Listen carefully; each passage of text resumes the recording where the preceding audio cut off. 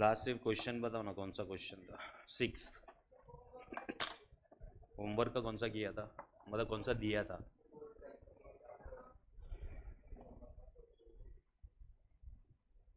Question number 4 ना?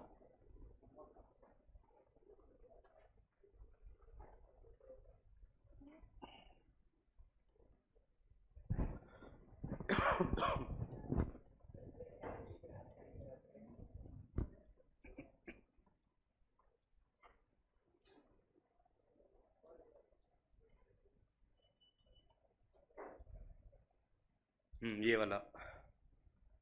इसमें I think option 3 answer आया रहेगा। ऑप्शन 3 कितना 77 ऐसा कुछ आया रहेगा।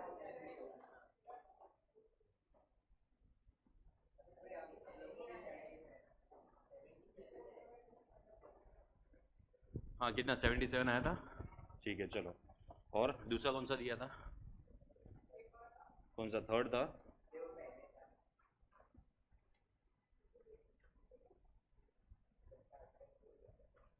नहीं इसके अलावा और कोई नहीं था मेरे ख्याल से, ये चैप्टर में नहीं था। तो कौन सा था उसमें? था कैश बजट में था। क्वेश्चन 4 रहेगा या 3 रहेगा कैश बजट का? वो वेरिएबल कॉस्ट वाला आपने डिस्कस किया था वही ना लास्ट में? आउटफ्लो। हाँ अपने को पे करना है ना बेटा। अगर हम कंपनी है तो we will be making the payment of the preference dividend.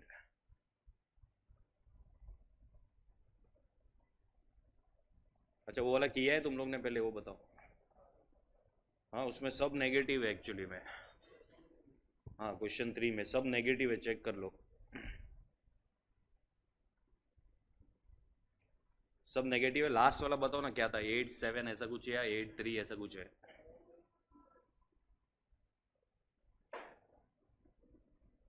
Last वाला, एकदम लास्ट वाला। हाँ ये था ना, थर्ड था ना, थर्ड। हाँ चलो, इसमें हाफ ईयर का जो प्रेफरेंस डिविडेंड है ये अपने को पेमेंट करना पड़ेगा because it is due on June 30। ठीक है, फिर एक टैक्स का पेमेंट है। Progress payment under a building contract. What do mean by progress payment, वो पता है तुम लोग को? देखो जो फिक्स्ड एसेट्स होता है ना, फिक्स्ड एसेट्स, ठीक है, जब भी वो बनने के प्रोसेस में होता है, बनने के प्रोसेस में, ठीक है, तो उसको बोलते हैं कैपिटल वर्क इन प्रोग्रेस। क्या बोलते हैं उसको? Capital work in progress. Normal work in progress नहीं बोल रहा हूँ मैं, गुड्स का वर्क इन प्रोग्रेस का बात नहीं चल रहा है, it is capital work in progress. ठीक है, तो कैपिटल वर्क इन प्रोग्रेस में हम लोग क्या करते हैं, इंस्टॉलमेंट में हम लोग पेमेंट करते हैं कॉन्ट्रैक्टर को। ठीक है, तो उसका अपने को 2 पेमेंट यहाँ पे रिकॉर्ड करना है। तो एक जो है वो 31 मार्च को 5,000 है, 31 मई को it is how much, it is 6,000। ठीक है, तो ये सब तुम लोग ने रिकॉर्ड किया है। मेरे को फाइनल आंसर बताओ ना, एकदम सबको सेम आ रहा है क्या, वो मेरे को चेक करवा दो बस खाली।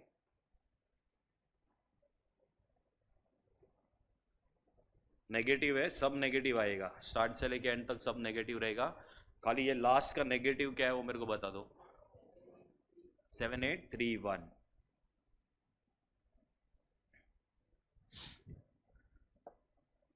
चलो ये चेक कर लो, ये शायद से बराबर है।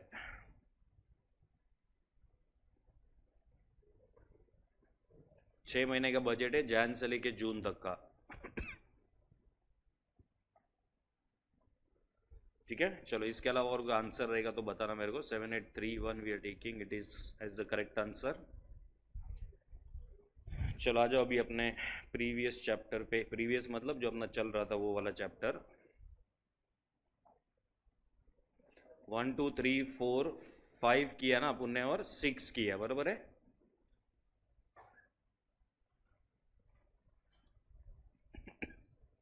चलो क्वेश्चन नंबर 8 पे आ जाओ। अभी एक नया कॉन्सेप्ट है इसके अंदर, क्वेश्चन नंबर 8।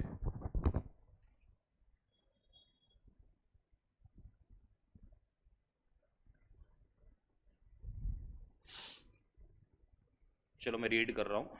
एक ही नया पॉइंट है इसके अंदर, वो पॉइंट समझ जाएगा तो क्वेश्चन नॉर्मल क्वेश्चन हो जाएगा। ठीक है, देखो क्या दिया है। PTX limited is considering a change in its present credit policy. Currently it is evaluating 2 policies, मतलब अभी जो चल रहा है वो तो चल ही रहा है, इसके अलावा और कितने पॉलिसीज है? 2 और पॉलिसीज है। The company is required to give a return of 20%। तो क्या दिया ये 20%? क्या है ये? सीओसीडी कैलकुलेट करने का रेट है ये। ठीक है, on the investments in new accounts receivable, the company's variable cost are 70% of what in of the selling price. ठीक है, तो अगर वेरिएबल कॉस्ट यहाँ पे 70% है, बाकी का 30% क्या रहेगा? चलो क्या रहेगा? कॉन्ट्रीब्यूशन. ठीक है, जरा भी दिमाग में फिक्स कॉस्ट मत लेके आना. ठीक है, तो 70% वेरिएबल कॉस्ट है, remaining 30% will be what in will be contribution. ठीक है, then information regarding the present and the propose policies as follows. ठीक है, प्रेजेंट पॉलिसी में क्रेडिट सेल्स जो 30 lakhs का है, ऑप्शन 1 में सेल्स बढ़ जाएगा 42 हो जाएगा, ऑप्शन 2 में it will become how much? 45 lakhs. Okay, उसके बाद में दिया हुआ है हमें डेटर्स टर्नओवर रेशियो. ठीक है, तो ये तुमको पता नहीं है ये क्या है, so this is a new term for you, that is something called as what? Debtors turnover ratio.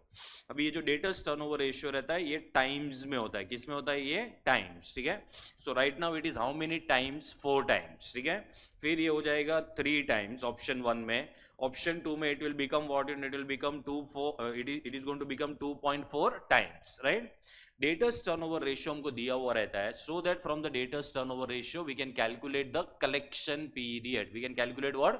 Collection period. Collection period मतलब क्रेडिट पीरियड, और क्रेडिट पीरियड मतलब अपना वेटिंग पीरियड. ठीक है, अभी ये डेटर्स टर्नओवर रेशियो में से कलेक्शन पीरियड कैसे निकलेगा, उसके लिए पहले डेटर्स टर्नओवर रेशियो क्या है ये अपने को पता होना चाहिए.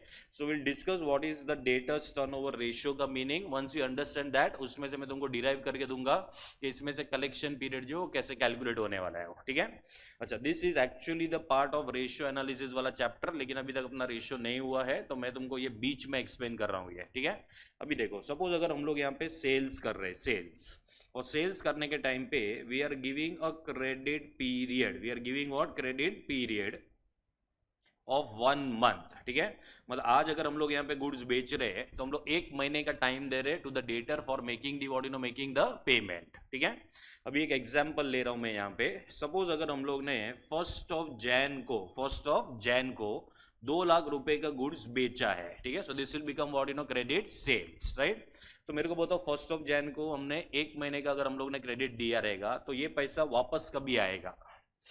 1st of Feb को आएगा. कभी आएगा? 1st of Feb. ठीक है, so your 1st of January को जैसे तुमने सेल कर दिया, तुम्हारा 2 लाख रुपए का डेटर बन जाएगा. ठीक है, because this money is going to be received on what in on 1st of Feb. Right, 2nd January को भी डेटर 2 लाख रहेगा, पूरा मंथ में डेटर का अमाउंट कितना रहेगा? 2 lakhs.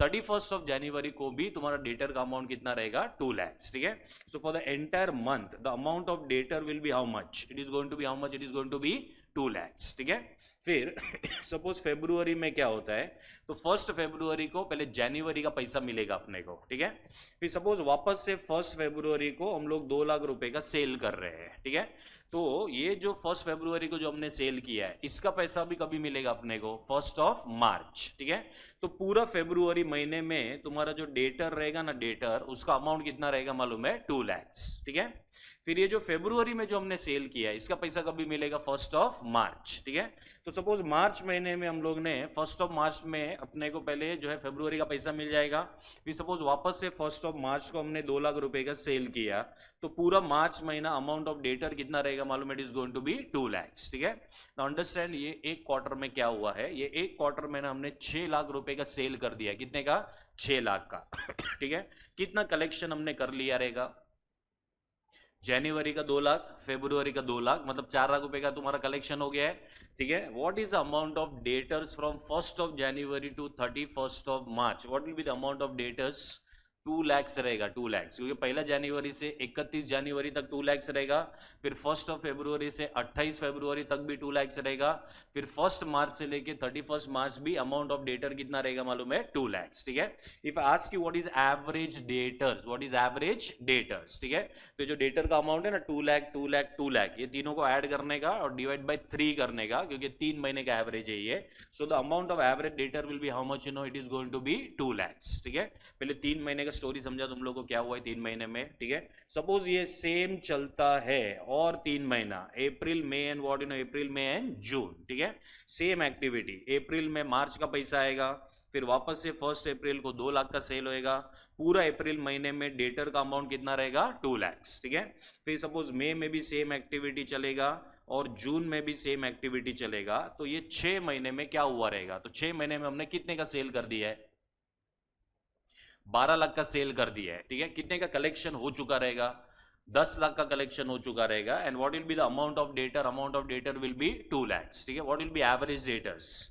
2 lakhs ही आएगा, क्योंकि अपने को सब डेटर का अमाउंट को ऐड करके अभी डिवाइड बाय क्या करना पड़ेगा? 6, ठीक है। So that will give you debtor of how much? You no, debtor of 2 lakhs। तो 6 महीने का स्टोरी समझा। ये सेम एक्टिविटी पूरा साल चलेगा, ठीक है। सो यहाँ पे आएगा जुलाई, अगस्त, सितंबर, अक्टूबर, नवंबर and what you know and दिसंबर। एवरी मंथ के फर्स्ट को हम लोग 2-2 लाख का सेल कर रहे हैं। एवरी मंथ में डेटर का अमाउंट कितना हो रहा है यहाँ पे? 2 lakhs, ठीक है।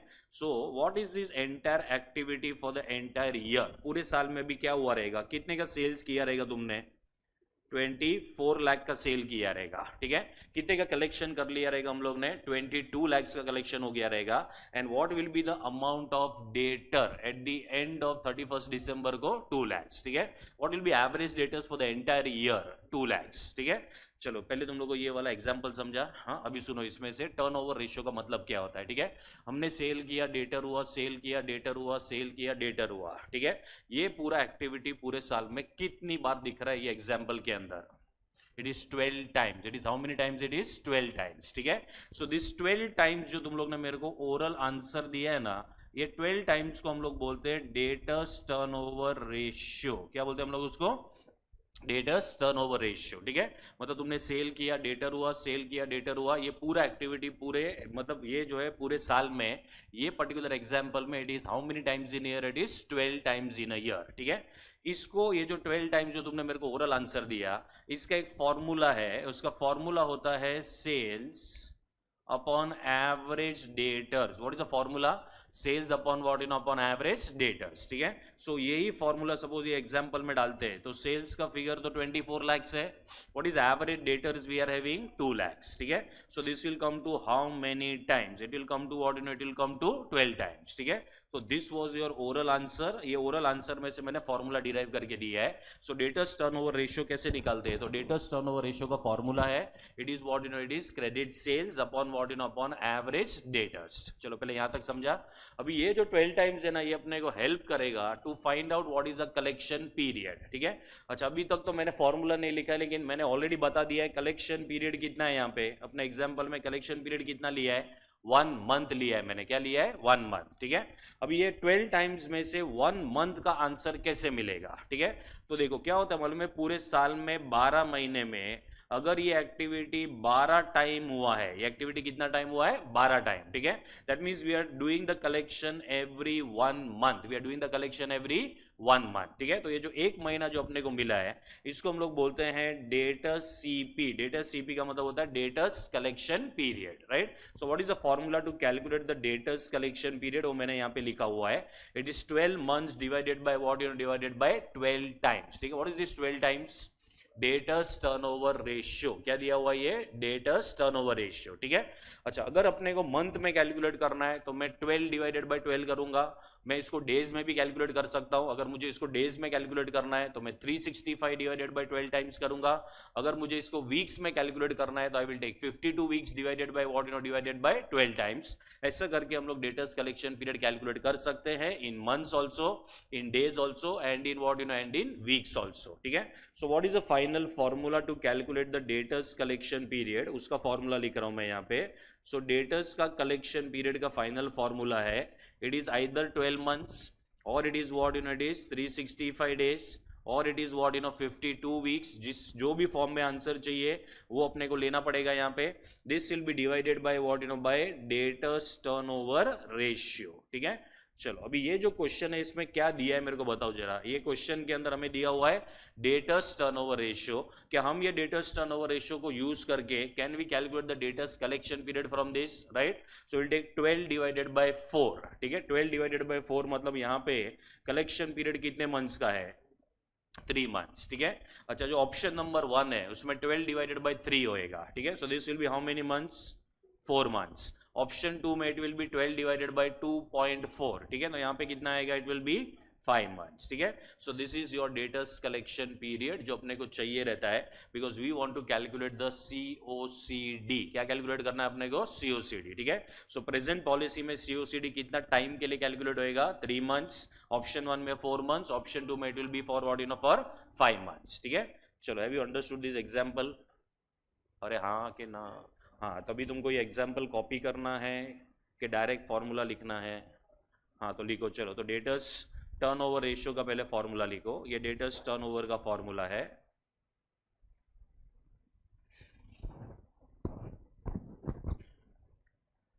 ये जब भी रेशियो एनालिसिस करेंगे ना, रेशियो एनालिसिस करके एक टॉपिक है जिसमें खाली 50 रेशियो है, ज़्यादा नहीं है, ठीक है? उसमें these are 2 ratios of that particular chapter, ठीक है? लेकिन अभी इधर यूज है, इसके लिए मैंने वो अभी एक्सप्लेन किया है। उधर वापस से मैं सेम फिगर्स दूंगा, सेम एग्जाम्पल रहेगा टू रिकलेक्ट। खाली पास हो जाना बस। हाँ, और डेटर्स कलेक्शन पीरियड का फॉर्मूला क्या लिखोगे तुम लोग? 12, 365 और 52 divided by debtors turnover ratio. तो ये वाला एक पहला फॉर्मूला लिखो डेटर्स टर्नओवर रेशियो का, सेल्स अपॉन एवरेज डेटर्स। लिख लिया पहला फॉर्मूला? ये फर्स्ट वाला है। सेकंड तुमको ये लिखना है, debtors collection period. Debtors collection period will be 12, 365, 52 divided by debtors turnover ratio.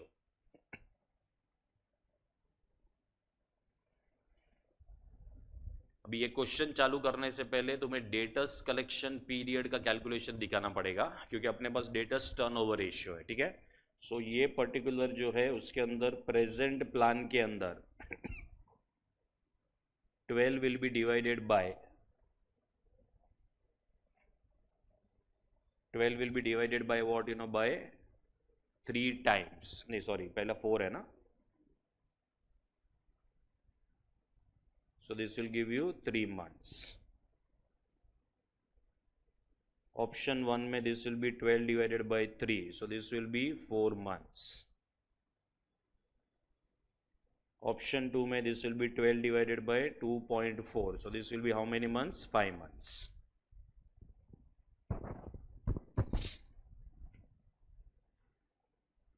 चलो, तो क्वेश्चन को स्टार्ट करने के लिए पहले हमें क्रेडिट पीरियड चाहिए, ठीक है? सो नॉर्मली अभी तक सारे क्वेश्चंस में क्रेडिट पीरियड दिया हुआ था। ये पहला क्वेश्चन है जहां पे हम कैलकुलेट कर रहे हैं what is the credit period. So now once we get the credit period, ये अपने को मिल गया। Now the question becomes a normal question, ठीक है? तो हमें क्या करना पड़ेगा? कितने ऑप्शंस को एनालाइज करना है? टोटल 3। तो present policy, option 1, option 2। Check करो उसके लिए क्या क्या इंफॉर्मेशन दे दिया है। तो सेल्स का इंफॉर्मेशन दिया है, वेरिएबल कॉस्ट दे दिया है, सीओसीडी का रेट दे दिया है, फिर यहाँ पे दिया है loss due to bad debt, so bad debt का परसेंटेज भी दे दिया है अपने को, ठीक है? Then they are telling that the return on investment in new accounts receivable is based on the cost of investment in debtors. मतलब in short they are telling that COCD cost के ऊपर कैलकुलेट करना है, ठीक है? तो मेरे को बताओ, ये स्टेटमेंट देने का जरूरत है कि अपने को ऑलरेडी पता है? ये ऑलरेडी पता है अपने को कि that we are going to calculate the COCD on what in on the cost, ठीक है? तो ये स्टेटमेंट का कोई रेलिवेंस नहीं है। क्वेश्चन तुम्हारे लिए है which option would you recommend, ठीक है? तो तीनों में से कौन सा ऑप्शन के लिए जाएंगे जहां पे नेट बेनिफिट क्या रहेगा सबसे ज्यादा, right? Also show the change in calculations using incremental approach, ये नया पॉइंट है इसके अंदर। तो उसके लिए पहले अपने को नॉर्मल कैलकुलेशन चाहिए, only then we can understand what is incremental approach, ठीक है? तो मेरे को पहले नॉर्मल नेट बेनिफिट कैलकुलेट करके दो। चलो,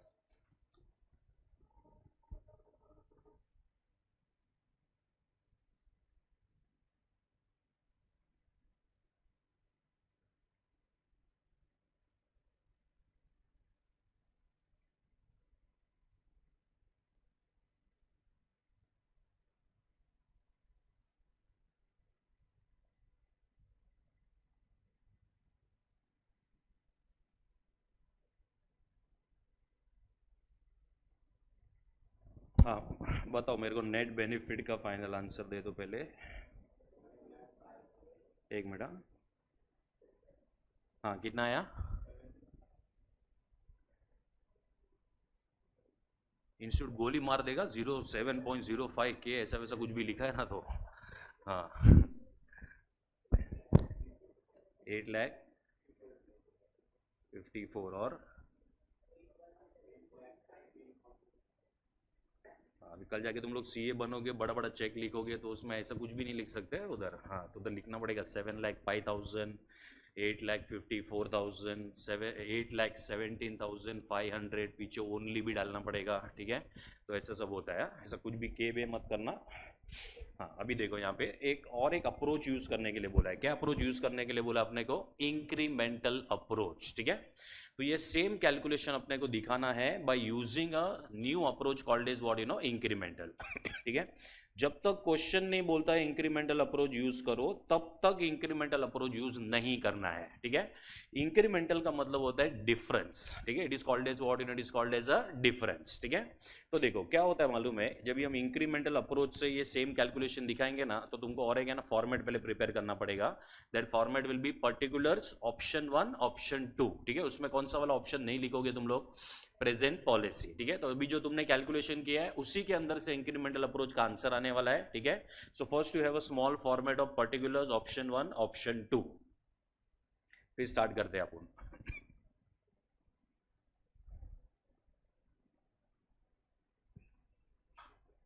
सो particulars option 1 and option what, option 2.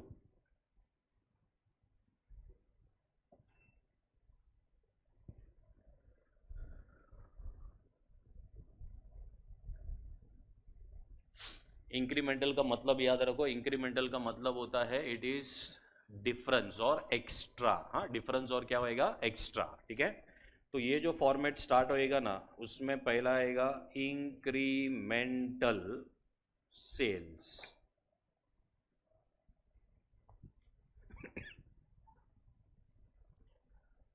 चलो, इसका स्टार्टिंग पॉइंट क्या रहेगा? इंक्रीमेंटल सेल्स, ठीक है। अभी इंक्रीमेंटल सेल्स के लिए जो तुम्हारा प्रेजेंट पॉलिसी है ना, प्रेजेंट पॉलिसी वो पूरा कैलकुलेशन बेस कैलकुलेशन है। कौन सा कैलकुलेशन है? बेस, ठीक है। अभी ये बताओ मेरे को, तुम्हारा जो बेस कैलकुलेशन है उसमें सेल्स का अमाउंट कितना है? 30 lakhs है। If you are going for option number 1, तुम्हारा सेल्स बढ़ रहा है कि कम हो रहा है? बढ़ रहा है, ठीक है। कितने से बढ़ रहा है? 12 लाख से, ठीक है। So that 12 lakh is called as incremental sales, ठीक है। तो ये आ जाएगा 12 लाख। ये चलो समझा ये क्या था, हाँ। ठीक है। फिर तुम्हारा 30 लाख से ऑप्शन नंबर 2 में सेल्स कितना हो गया? 35 lakhs, ठीक है। सॉरी 45 lakhs, ठीक है। So incremental sales will be how much? 15 lakhs। इसमें से तुम्हें माइनस करना है इंक्रीमेंटल वेरिएबल कॉस्ट।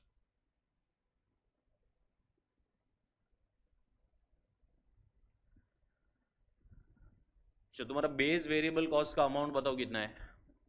21 lakhs, ठीक है। 21 lakhs से कितना हो गया? हाँ, तो उसका डिफरेंस जो रहेगा दैट विल बी इंक्रीमेंटल। चलो, कितना आ रहा है डिफरेंस?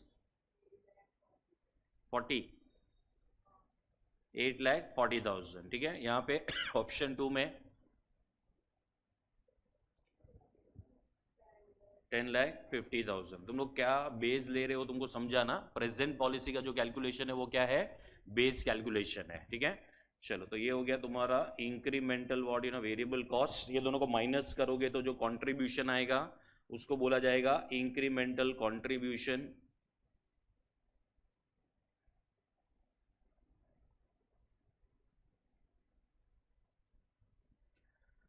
चलो, इसको डायरेक्टली भी कैलकुलेट कर सकते हो, डिफरेंस लेके भी देख सकते हो, सेम ही आंसर आएगा, ठीक है। So this will be how much now? 3,60,000 and this will B 4,50,000। चलो, फिक्स कॉस्ट तो कुछ है ही नहीं, तो ये जो इंक्रीमेंटल कंट्रीब्यूशन है वही इंक्रीमेंटल ग्रॉस प्रॉफिट है। उसके बाद हमने माइनस किया रहेगा बैड डेट्स, ठीक है। So this will be incremental bad dates.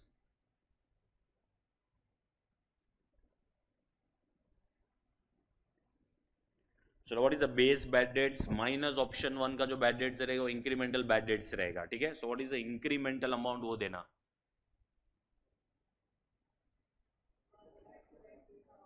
1,20,000 difference लेके दे रहे हो ना? हाँ, सो 1,20,000 एंड 1,80,000।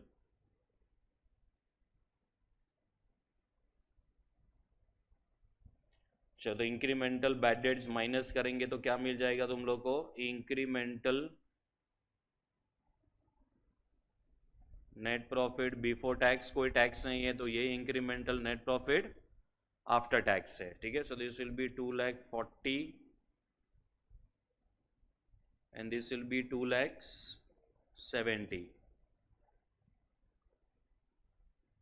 इसमें से माइनस करेंगे इंक्रीमेंटल COCD,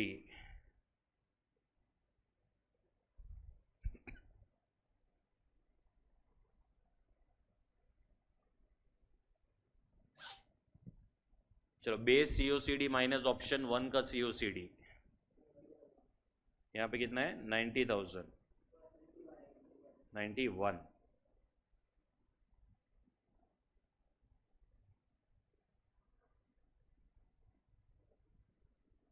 यहाँ पे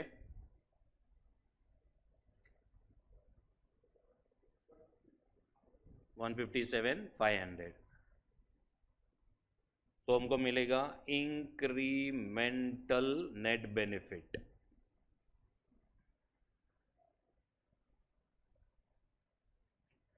चलो इधर का इंक्रीमेंटल नेट बेनिफिट कितना है? 240, so this will be 1,49,000 और ये आएगा 1,12,500। चलो अभी मुझे बताओ, जो तुम्हारा नेट बेनिफिट है वो कौन से ऑप्शन में ज्यादा बड़ा है? ऑप्शन 1, ठीक है। फाइनल आंसर चेंज नहीं होता है, खाली कैलकुलेशन चेंज हुआ है यहाँ पे। सो ऑप्शन 1 जो हम लोग का जो पहले का जो आंसर था उसके अंदर भी ऑप्शन 1 ही था, ये वाला 8,54,000। इसमें भी जो आंसर आएगा will be what in option 1। लेकिन यहाँ पे जो अपने को बेनिफिट मिला है ये एक्स्ट्रा बेनिफिट हमने कैलकुलेट किया है, ठीक है। अच्छा ये 1,49,000 कुछ नहीं है, बट ये दोनों का डिफरेंस है एक्चुअली में। तो ये दोनों का डिफरेंस कितना आएगा? 1,49,000 और ये दोनों का जो डिफरेंस रहेगा दिस विल बी 1,12,000, कितना आएगा? 500। ये चलो समझा क्या हुआ? हाँ ठीक है। सो ये इंक्रीमेंटल अप्रोच हम लोग यूज करने वाले हैं कि ये क्वेश्चन में बोला रहेगा तो ही करना पड़ेगा, क्वेश्चन में बोला रहेगा तो ही, ठीक है। अदरवाइज ये अप्रोच जो है इसके लिए डायरेक्टली मत जाना, ठीक है। ये अप्रोच को डायरेक्टली करने के लिए और भी थोड़े चैप्टर्स का अंडरस्टैंडिंग चाहिए जो तुम्हारे पास अभी अवेलेबल नहीं है, ठीक है। सो एक स्टेज आएगा जब भी तुम डायरेक्टली कर सकते हो, अभी ऐसा कुछ भी नहीं करना है, ओके। चलो so this was our question number, what is question number 8।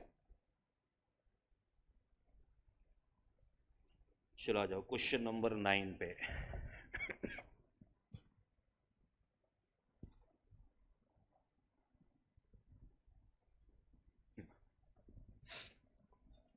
देखो क्या दिया है, star limited is a manufacturers of colour TV sets are considering the liberalisation of existing credit terms to 3 of their large customers A, B and C, ठीक है। कितने customers हैं इनके? 3 customer है। सो कस्टमर A है, B है और C है, ठीक है। Now the credit period and the likely quantity of TV sets that will be lifted by the customers are as follows, ठीक है। तो हमें एक्चुअली यहाँ पे है ना इंफॉर्मेशन जो दिया है ना टेबल में, तो पहला दिया है 0 डेज का credit. What do you mean by 0 days का क्रेडिट? मतलब कैश, ठीक है। मतलब हम जो कस्टमर ए का पहले मैं यहाँ पे बात करूंगा, ठीक है। कस्टमर ए को हम बोल रहे हैं कि हम लोग तेरे को कोई क्रेडिट नहीं देंगे, ठीक है। तो कस्टमर ए अपने पास से कितना टीवीज बाय करके जाता है? 1,000, ठीक है। तो हमारे लिए सेल कितना हो जाएगा? 1,000 यूनिट्स का, ठीक है। हम बोलते चल तेरे को 30 डेज का क्रेडिट दिया, तो भी कस्टमर ये बोलता है कि मैं 1,000 ही बाय करूंगा। हम बोलते चलो 60 डेज का क्रेडिट दिया, तो भी वो बोलता है मैं खाली 1,000 बाय करूंगा। और 90 डेज में भी he is buying only what in only 1,000, ठीक है। अभी क्वेश्चन हमारे सामने ये है कि हमें ए को कितने दिन का क्रेडिट देना चाहिए। अगर ये सिचुएशन है तो कोई क्रेडिट नहीं देना चाहिए, बराबर है। We should continue to sell the goods to him on what basis? On cash basis, क्योंकि क्वांटिटी चेंज नहीं हो रहा है। क्वांटिटी अगर चेंज नहीं होएगा तो बेनिफिट इंक्रीज होने वाला नहीं है, ठीक है। सो ए का बहुत सिंपल है यहाँ पे, that we should continue to sell the goods to A on what basis? On cash basis, ठीक है। दैट इज 0 डेज का क्रेडिट। अभी अपने को डिसीजन मेकिंग लेना है बी में और किस में मालूम है? सी में, ठीक है। अच्छा अभी बी का स्टोरी क्या है? बी कैश में 1000 यूनिट्स बाय करने के लिए रेडी है, बराबर है। उसके बाद में यहाँ पे जो इंफॉर्मेशन है उसमें 30 डेज के क्रेडिट में बी क्वांटिटी बढ़ा रहा है, ठीक है। That means he is ready to buy how much? 1,500। फिर 60 डेज का अगर हम लोग उसको क्रेडिट ऑफर कर रहे हैं तो वो 2000 क्वांटिटी बाय करेगा, और 90 डेज में is going to buy what 2500, ठीक है। तो हमारे सामने क्वेश्चन ये है कि बी को कितने दिन का क्रेडिट देना चाहिए। कोई क्रेडिट नहीं देना चाहिए, मतलब 0 डेज, फिर आएगा 30 डेज, 60 डेज या 90 डेज, ठीक है। तो क्या लग रहा है क्या करना चाहिए बी के साथ? अरे ये कोई ओरल कैलकुलेशन वाला क्वेश्चन नहीं है, एमसीक्यू नहीं है ये, ठीक है। इसके लिए पूरा कैलकुलेशन करना पड़ेगा, ठीक है। अच्छा, किसका कैलकुलेशन करना पड़ेगा? नेट बेनिफिट का, ठीक है। कितनी बार करना पड़ेगा? 4 बार करना पड़ेगा। तो 0 में, 30 में, 60 में, 90 में, ये चारों में देखना पड़ेगा किधर नेट बेनिफिट सबसे ज्यादा आ रहा है। वो पर्टिकुलर क्रेडिट पीरियड हम लोग सिलेक्ट करेंगे किसके लिए? फॉर बी, ठीक है। चलो, फिर सी है ना, सी उसको कैश में इंटरेस्ट ही नहीं है, मतलब is not ready to buy any goods if you are going to sell the goods on what basis? On cash basis, ठीक है। उसको 30 दिन में भी कोई इंटरेस्ट नहीं दिख रहा है उसका, because is not ready to buy any quantity. उसका इंटरेस्ट कभी जाग रहा है मालूम है? जब भी हम 60 दिन का क्रेडिट पे आ रहे हैं तभी वो कितना रेडी है बाय करने के लिए? खाली 1000, ओके। और 90 डेज के क्रेडिट में is ready to buy what 1500, right. तो सी के, मतलब सी को लेके अपने पास खाली दो ही ऑप्शन है, या तो 60 डेज का क्रेडिट देंगे या तो 90 डेज का क्रेडिट देंगे, ठीक है। तो क्या लग रहा है कि सी को 60 डेज का क्रेडिट देना चाहिए कि 90 डेज का क्रेडिट देना चाहिए? तो उसके लिए हमें नेट बेनिफिट कैलकुलेट करना पड़ेगा। कितनी बार करना पड़ेगा? 2 बार, in 60 days as well as in what in 90 days, ठीक है। चलो, have you understood this point, right. So A का तो हो गया, ये ओरली हो जाएगा क्योंकि क्वांटिटी चेंज नहीं हो रहा है। बी के लिए will have to do the calculation, C के लिए will have to do the calculation, ठीक है। चलो, अभी ये कैलकुलेशन करने के लिए द सेलिंग प्राइस पर TV set is how much? 9000, ठीक है। उसके बाद बोला है the expected contribution is what is 20%। तो अगर कॉन्ट्रीब्यूशन 20% है उसका मतलब है वेरिएबल कॉस्ट कितना आएगा? 80%, okay. Then the cost of carrying debtors average is 20% per annum. देखो क्वेश्चन में कुछ नहीं है, लेकिन इसके अंदर कैलकुलेशंस आएगा थोड़ा। देखो, खाली सेल्स दिया है, खाली वेरिएबल कॉस्ट दिया है, तो सेल्स माइनस वेरिएबल कॉस्ट क्या मिल जाएगा? कंट्रीब्यूशन, ठीक है। अच्छा, फिक्स कॉस्ट नहीं दिया तो contribution will be equal to gross profit. फिर ए बी सी डी में से भी कुछ भी नहीं दिया है, so your gross profit will be equal to net profit before tax. Tax भी नहीं दिया है, so net profit before tax will be equal to net profit after tax, ठीक है। फिर खेल चालू होएगा सीओसीडी का, राइट। तो सीओसीडी बी के केस में कितनी बार कैलकुलेट करना पड़ेगा? 4 बार, ठीक है। और सी के केस में कितनी बार करना पड़ेगा? 2 बार, okay. Then you are required to determine the credit period to be allowed to each customer, मतलब A को कितना क्रेडिट, B को कितना क्रेडिट, C को कितना क्रेडिट, ये पहले अपने को कैलकुलेट करके देना पड़ेगा, ठीक है। We have to assume 360 days in a year for what for calculation purpose। तो अभी तक जो भी हम डिवाइड बाय 365 कर रहे थे, ये क्वेश्चन में we are forced to divide it by what by 360, okay. चलो, ये तो इजी है। बी वाला पार्ट बहुत बहुत यहाँ पे इंपॉर्टेंट है। बी वाले पार्ट में is extension of the question, what other problems the company might face in allowing the credit period as determined in a above. तो ए का जो भी हम लोग ने यहाँ पे जो फर्स्ट अपना जो डिसीजन मेकिंग है उसमें हम लोग ये तीनों कस्टमर का पीरियड फाइनल करेंगे, ठीक है। अगर हमने वो पीरियड फाइनल कर दिया तो कंपनी को क्या प्रॉब्लम हो सकता है, ये प्रॉब्लम के बारे में लिख के देना पड़ेगा, ठीक है, because they asked in writing. So first we will have to find out कि हम कौन से कस्टमर को कितना क्रेडिट देंगे, then will go for the discussion of the problem and write down the what write down the problems, ठीक है। अच्छा, अभी हम लोग यहाँ पे ना एक कॉम्प्रिहेंसिव में यहाँ पे तुमको फॉर्मेट बना के देता हूँ जिसमें है ना दोनों चीज कवर हो जाएगा, बी का calculation as well as what C का कैलकुलेशन, ठीक है। अदरवाइज तुमको बी का अलग से करना पड़ेगा, सी का अलग से करना पड़ेगा, मतलब 2 बार पूरा पर्टिकुलर्स लिखना पड़ेगा, ठीक है। So are you interested in writing particulars 2 times के एक ही बार में निपटाना है, एक ही बार में? तो एक कॉम्प्रिहेंसिव फॉर्मेट बनाएंगे, तो वो जो फॉर्मेट रहेगा उसका पहले अंडरस्टैंडिंग ले लो। एक तो पहला तो पर्टिकुलर्स का कॉलम आएगा, फिर बी का कॉलम आएगा बड़ा सा, ठीक है। बी के कॉलम में 4 कॉलम्स आएंगे, कौन सा? 0, 30, 60, 90। और फिर सी का कॉलम आएगा, सी के कॉलम के अंदर 2 कॉलम्स आएंगे, कौन सा आएगा? 60 एंड 90, ठीक है। चलो, तो मैं ड्रॉ कर रहा हूं, अकॉर्डिंगली तुम लोग तुम्हारे पेज पे एडजस्ट करो उसको।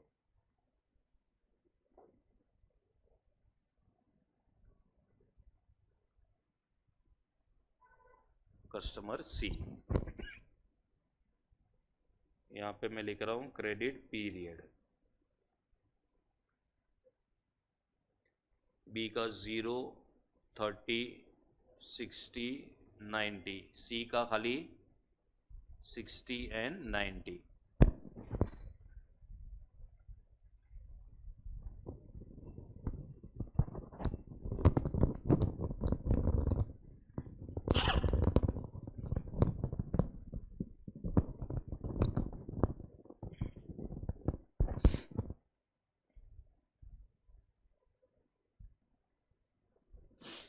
स्टार्ट करूं?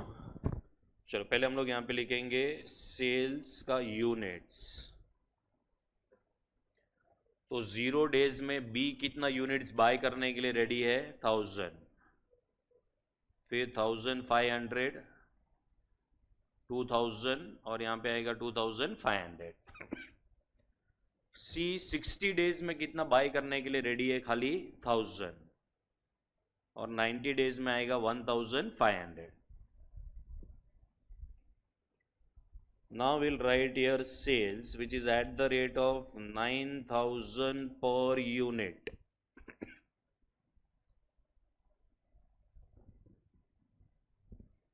So 1000 into 9000 will give you 90 lakhs.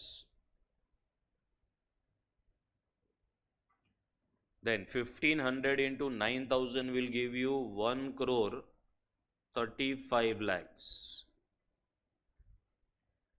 Then 2000 into 9000 will give you 1 crore 80 lakhs.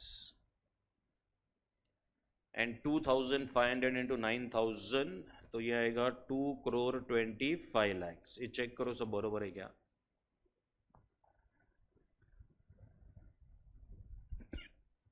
Now this is sales, sales है ये, ठीक है? कस्टमर C का 1000 into 9000 90 lakhs.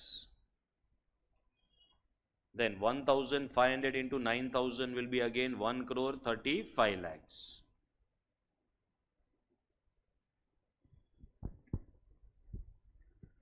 अभी हम इसमें से माइनस करेंगे वेरिएबल कॉस्ट। कंट्रीब्यूशन का परसेंटेज दिया है क्वेश्चन में 20%, ठीक है? तो वेरिएबल कॉस्ट कितना हो जाएगा? 80%।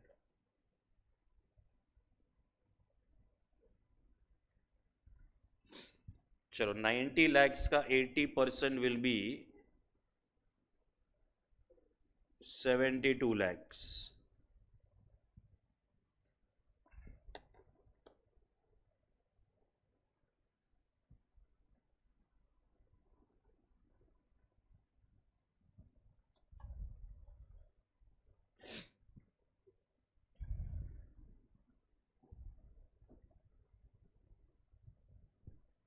फिर 1 crore 35 lakhs का 80% कितना आ रहा है? 1 crore 8 lakhs है, चेक करो।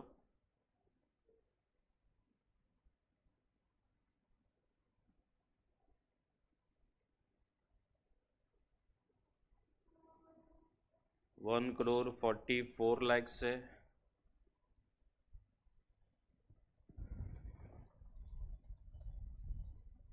एंड 1 crore 80 lakhs है।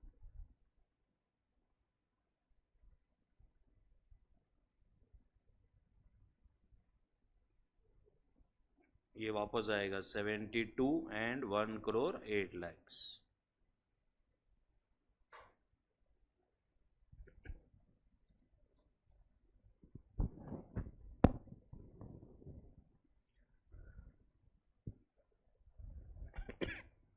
चलो इधर कंट्रीब्यूशन आएगा 18 lakhs,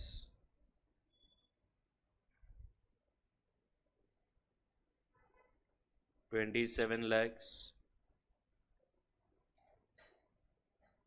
36 lakhs,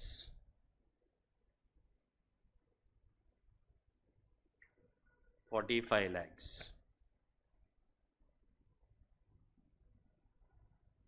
$18 lakhs एंड यहाँ पे आएगा 27 lakhs।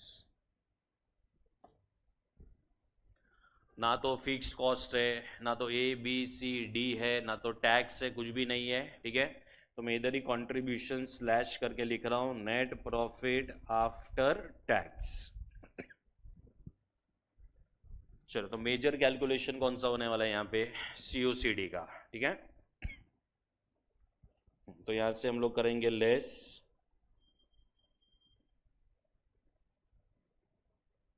Cost of carrying debtors.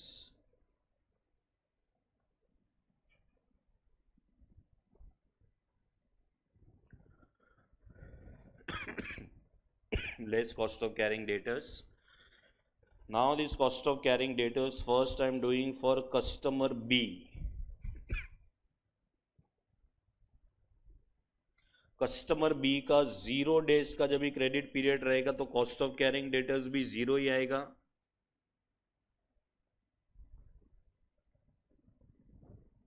Because the money is not blocked, because the money is not blocked, so there will be no COCD in 0 days. Second will be for what, for 30 days. ठीक है, अभी 30 days में when you want to calculate, you will do it on variable cost. So 1 crore 8 lakhs into 20% into 30 by 360.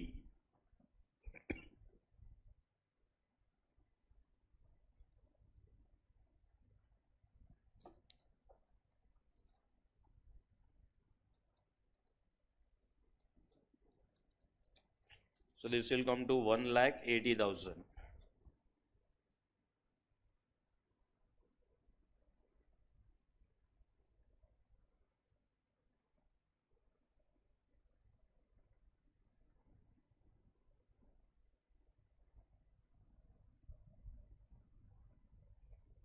चलो फिर 60 days में this will be calculated on 1 crore 44 lakhs into 20% into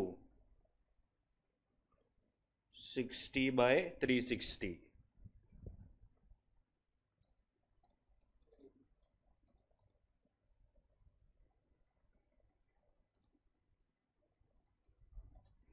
So this will come to 4 lakhs and 80,000.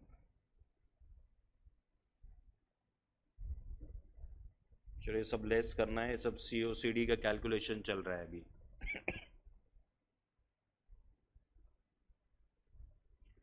90 days में it is going to be calculated on 1 crore 80 lakhs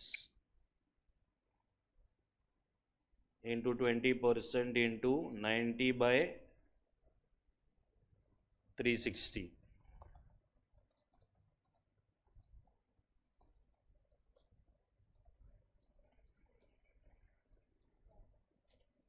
So this will come to 9 lakhs.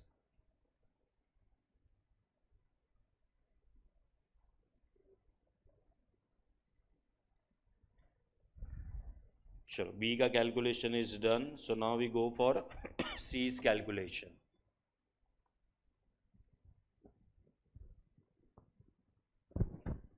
In C, we have to first calculate it for how many days? For 60 days. So it will be 1 crore 8 lakhs. No, it is 72, na?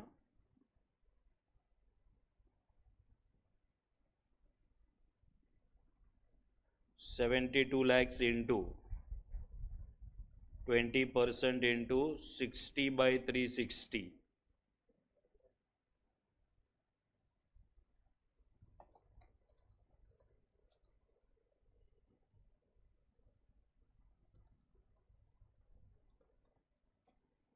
So this is 2 lakhs and 40,000.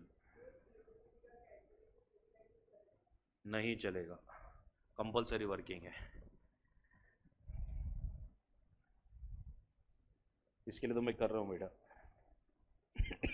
अच्छा, अलग से करना है तो कर सकते हो, मतलब ये टेबल में नहीं लिखना है, अलग से लिखना है वो चलेगा, लेकिन कैलकुलेशन COCD का तो दिखाना ही पड़ेगा, क्योंकि ये क्वेश्चन में मेन पार्ट क्या है मेरे को बताओ जरा. Sales minus variable cost contribution, ये कैलकुलेट करने का मार्क्स मिलने वाला है क्या? कुछ नहीं. So major marks are for calculating always what? COCD.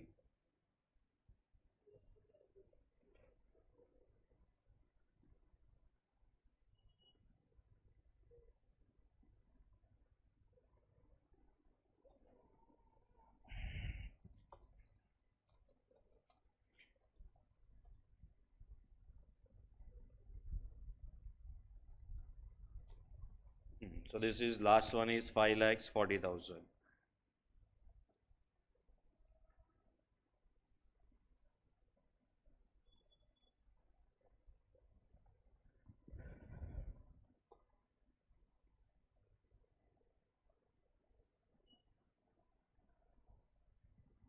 That is now calculate the net benefit for all. चलो पहले B का बताओ. B का 0 में 18 lakhs ही आएगा. This will not change. then 27 minus 2 is 25, 25 plus 2, 25 like 20,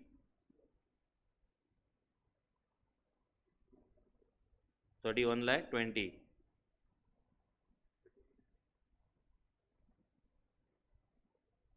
36 lakhs, 50 lakhs, 15 lakh,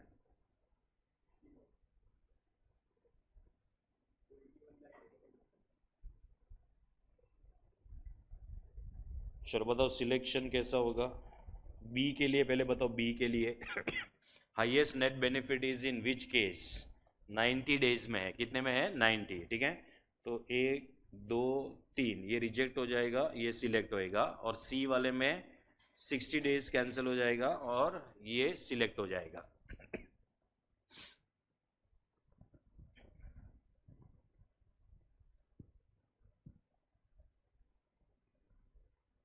चलो समझा calculation. अभी फाइनल क्या हुआ है, फाइनल, ठीक है। सो फाइनल में पहले यहां पे मैं लिख रहा हूं customer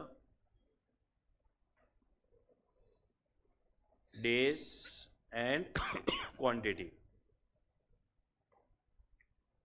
customer A B and C,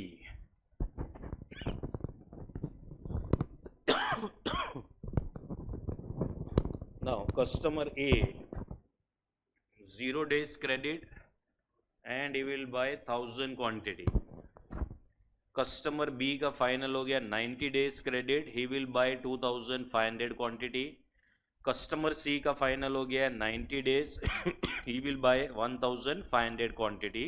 This is what has been finalized by looking at the net benefit.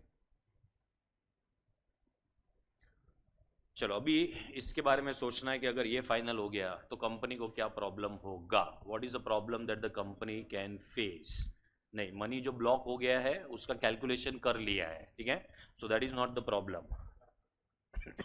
Bad debts अगर होता तो क्वेश्चन में दिया हुआ होता कि इतना परसेंटेज बैड डेट्स है, वो भी नहीं दिया है, so that is also not a problem, अलग ही टाइप का प्रॉब्लम होएगा। नहीं नहीं, कैश फ्लो का भी प्रॉब्लम नहीं है।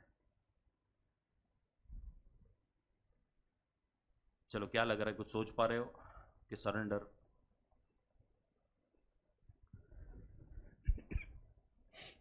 बोलो।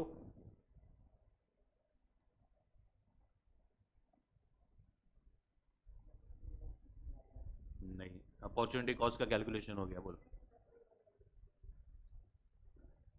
हाँ, सो what is the problem the company will be facing?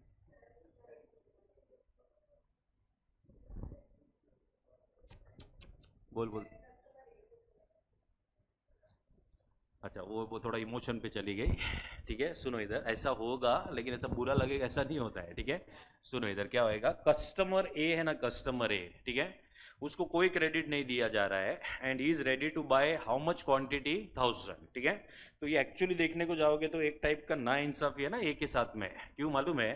क्योंकि अगर हम देखेंगे यहाँ पे ए का फाइनल 0 days का क्रेडिट में 1000 बाय कर रहा है, लेकिन ये कंपनी कस्टमर सी को 1000 क्वांटिटी बाय करने पे 60 डेज का क्रेडिट दे रहा है यहाँ पे, ठीक है।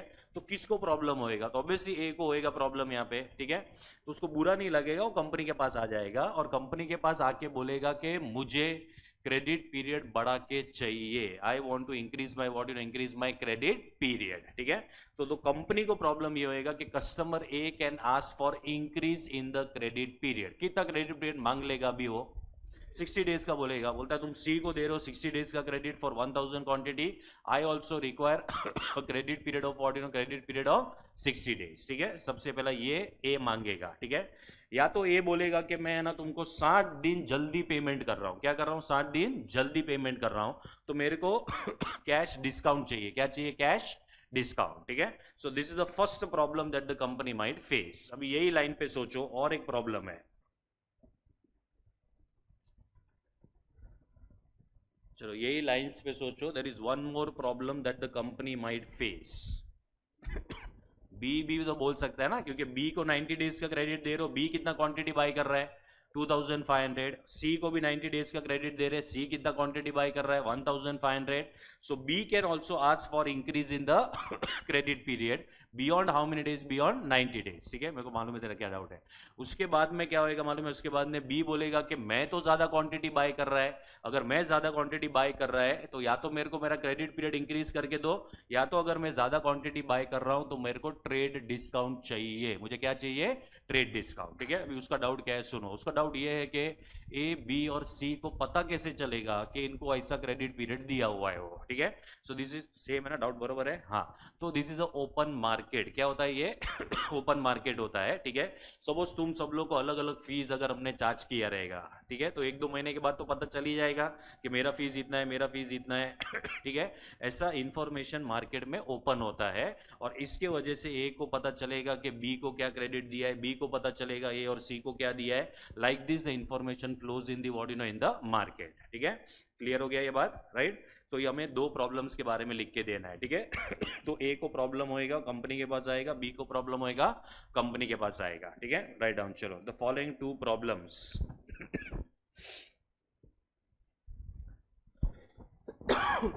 the following two problems might be faced by the company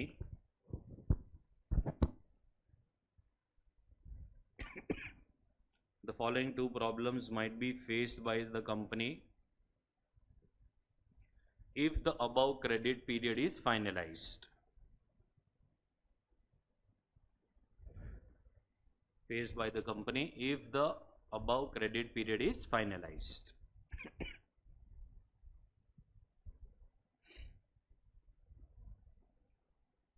चलो पॉइंट नंबर 1 लिखो उसमें, नेक्स्ट लाइन पे point number 1, this is problem number 1।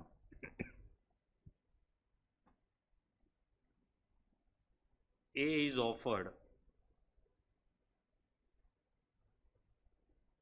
no credit for his 1000 units bought,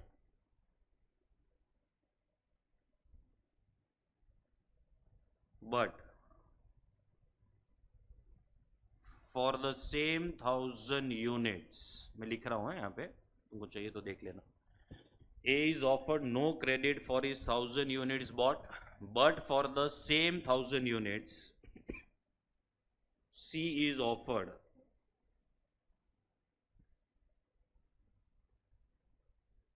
$60 days credit.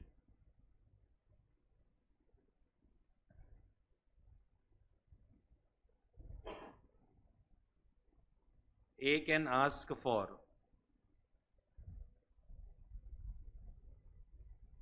60 days credit. A can ask for what, you know, for 60 days credit or cash discount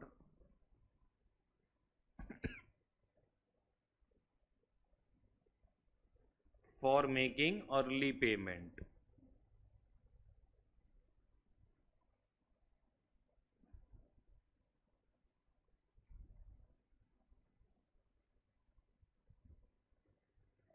चलो समझाइए।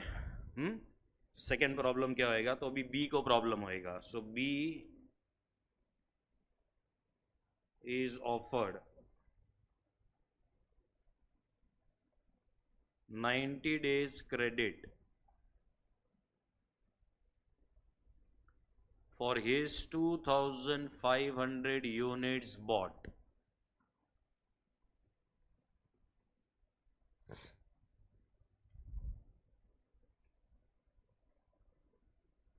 however C is offered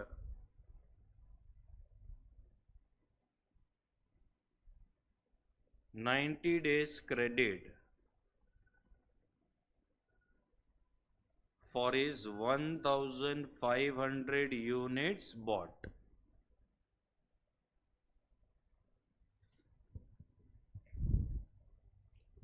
B is offered 90 days credit for his 2500 units bought. C, however, C is offered 90 days credit for his 1500 units bought. ठीक है? B can ask for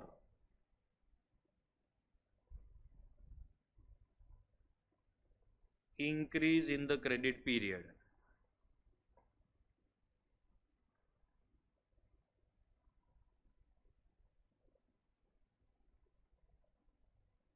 beyond 90 days,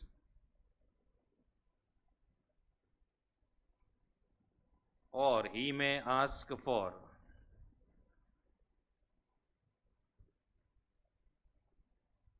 trade discount for more quantity bought.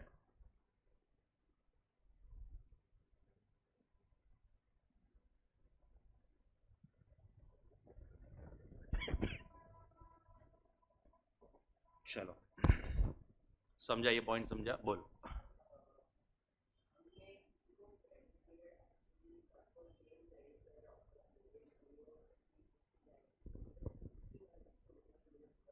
ना ना ना, हाँ, वो unit purchase करना उनका मर्जी है, लेकिन क्रेडिट कितना देना वो जो है ये कंपनी का डिसीजन है।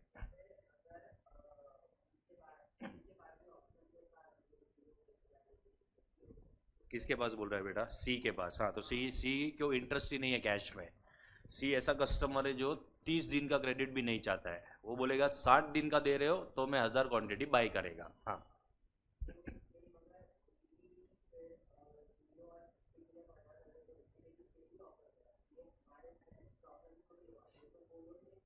नहीं नहीं नहीं नहीं, हमने ये फाइनल किया रहेगा ना। देखो हमको कितना क्रेडिट पीरियड ए को देना है, ये तो हमने फाइनल किया रहेगा। तो हमने फाइनल किया है कि हम ए को कोई क्रेडिट नहीं देंगे, ठीक है। तो ए को तो प्रॉब्लम होएगा ना, क्योंकि सी को हम लोग 1000 के लिए हम लोग 60 का दे रहे हैं, तो वो प्रॉब्लम अपने को यहाँ पे इंडिकेट करके देना है। समझा, ये पॉइंट समझा, ठीक है। वैसे ही सपोज मतलब यहाँ पे जो है नाइंसाफी किसके साथ हो रहा है, यहाँ पे ए और बी के साथ, because we are offering what you know some more relaxation to whom, to C, ठीक है। तो ए और बी बोलेगा कि हम लोग क्वांटिटी बढ़ा रहे हैं, तो हमारे साथ ऐसा क्यों हो रहा है, तो हमें या तो तुम क्या कर दो, या तो हमें एक्सटेंडेड क्रेडिट पीरियड दे दो, या तो फिर तुम हमको क्या करो, हमको या तो तुम कैश डिस्काउंट दे दो या तो फिर ट्रेड डिस्काउंट दे दो। ऐसा ए और बी प्रॉब्लम लेके आएंगे कंपनी के पास, ठीक है।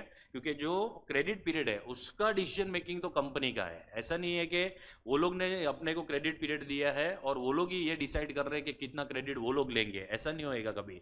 वो लोग का डिसीजन है क्वांटिटी का, हमारा डिसीजन किसका है मालूम है? क्रेडिट पीरियड का, ठीक है। ये चलो समझा, क्वेश्चन समझा। चलो अभी तुम्हारा मैथमेटिकल स्किल थोड़ा कैलकुलेट मतलब ये करते चेक करते हैं, ठीक है। तो उसके लिए क्वेश्चन नंबर 10 लगेगा अपने को। क्वेश्चन नंबर 10,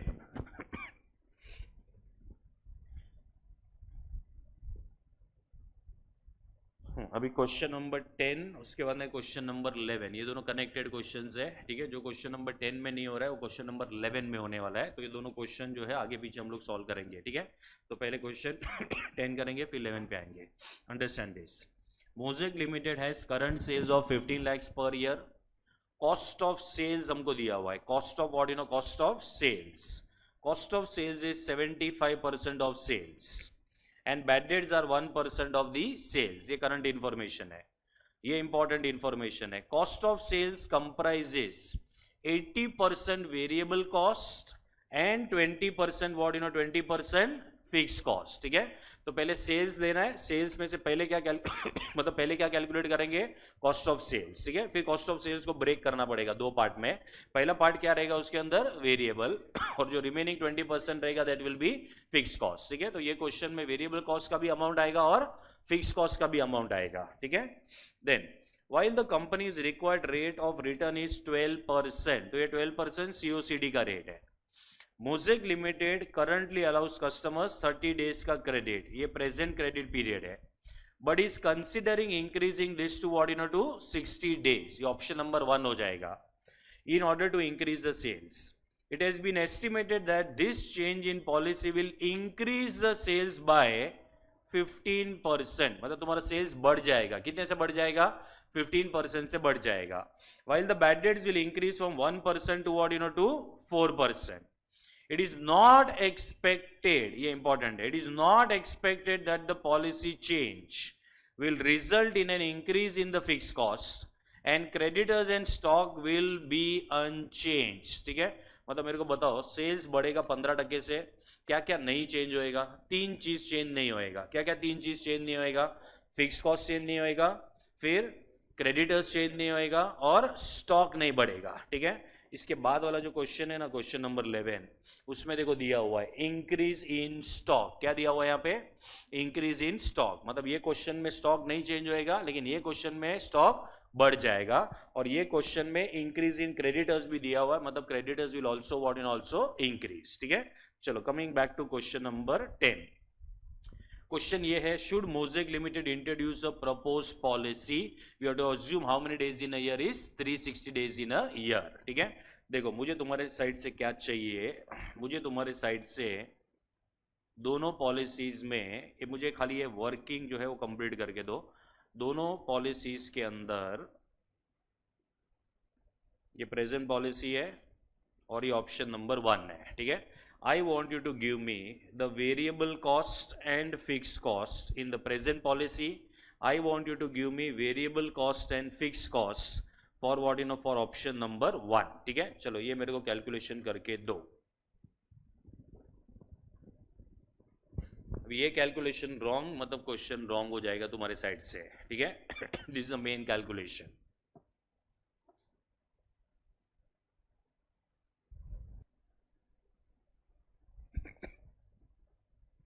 ये तो रॉन्ग आना ही नहीं चाहिए,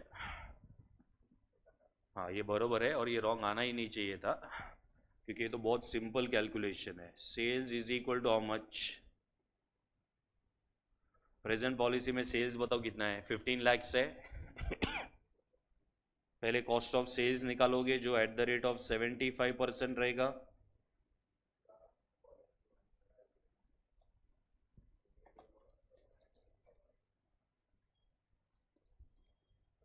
एक मिनट मैं आता हूँ उसके ऊपर, रुक जाइए। 11,25,000 हुआ, इसको तुम्हें ब्रेक करना है दो पार्ट में, variable cost and what you no in the fix cost. Variable cost is at the rate of how much, 80%, fix cost is at the rate of 20%, ठीक है। चलो अभी जो मेरे को यहाँ पे ऑप्शन नंबर 1 में जो तुम लोग आंसर दोगे, ठीक है, उसका मैं अलग अलग ऑप्शंस लिख के रख रहा हूँ, ठीक है। हाँ बोल, तेरे को कितना आया, 10,35,000 एंड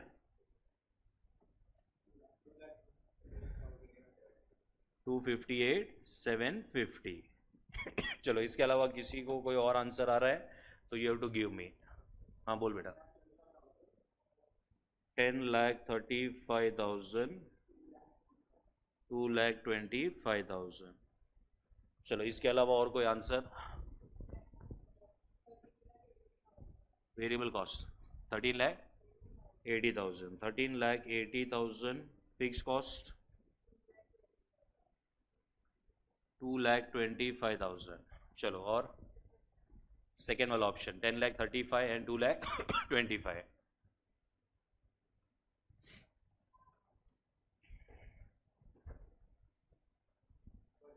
फर्स्ट ऑप्शन,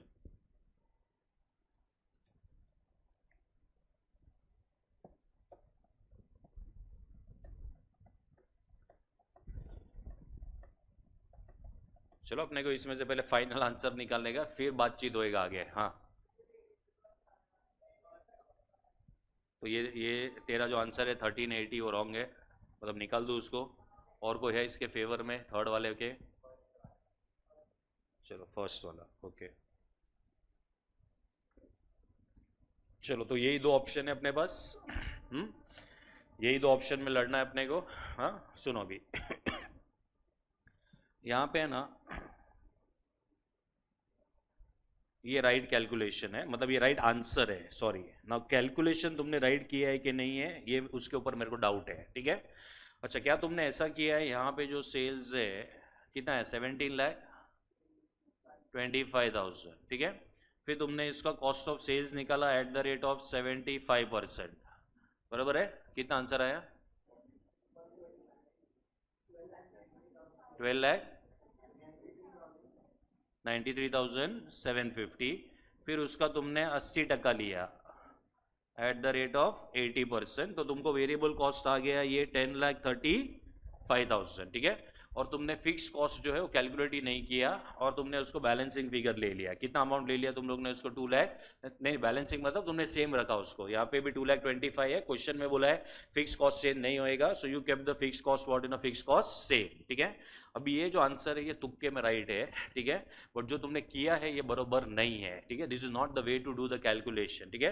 तो आंसर राइट है 10,35,000 एंड 2,25,000 ये करेक्ट है। तुम्हें क्या करना चाहिए था मालूम है, देखो कॉस्ट ऑफ सेल्स है ना, कॉस्ट ऑफ सेल्स अलग अलग लेवल पे सेम नहीं हो सकता है, ठीक है, it is not going to be same. मतलब ये जो तुमने अगर पहले 75% निकाला है तो वो ही रॉन्ग है सबसे पहले तो, ठीक है। तुम्हें क्या करना चाहिए था, या तो सेल्स बढ़ गया तुम्हारा 15% पे, तो इसके अंदर वेरिएबल कॉस्ट और फिक्स कॉस्ट ही तो है, ये दो ही कॉस्ट है इसके अंदर। तो वेरिएबल कॉस्ट अगर सेल्स बढ़ेगा 15% से तो वेरिएबल कॉस्ट को डायरेक्टली 15% से बढ़ाना चाहिए था तुम लोग को, ठीक है, तो सेम आंसर आ जाएगा, ठीक है। सो 9 लाख प्लस 15% करके देखो, answer will B 10,35,000 only.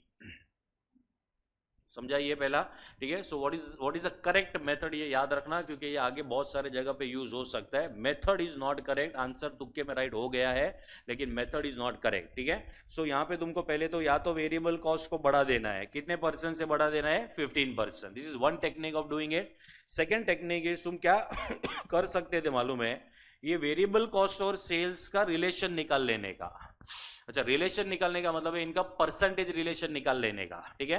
So 9 divided by 15 into 100 करो तो 60% आएगा। कितना परसेंट आएगा, 60। तो नया सेल्स कितना है, 17,25,000। 17,25,000 का 16% निकालोगे ना तो भी यही आंसर आएगा।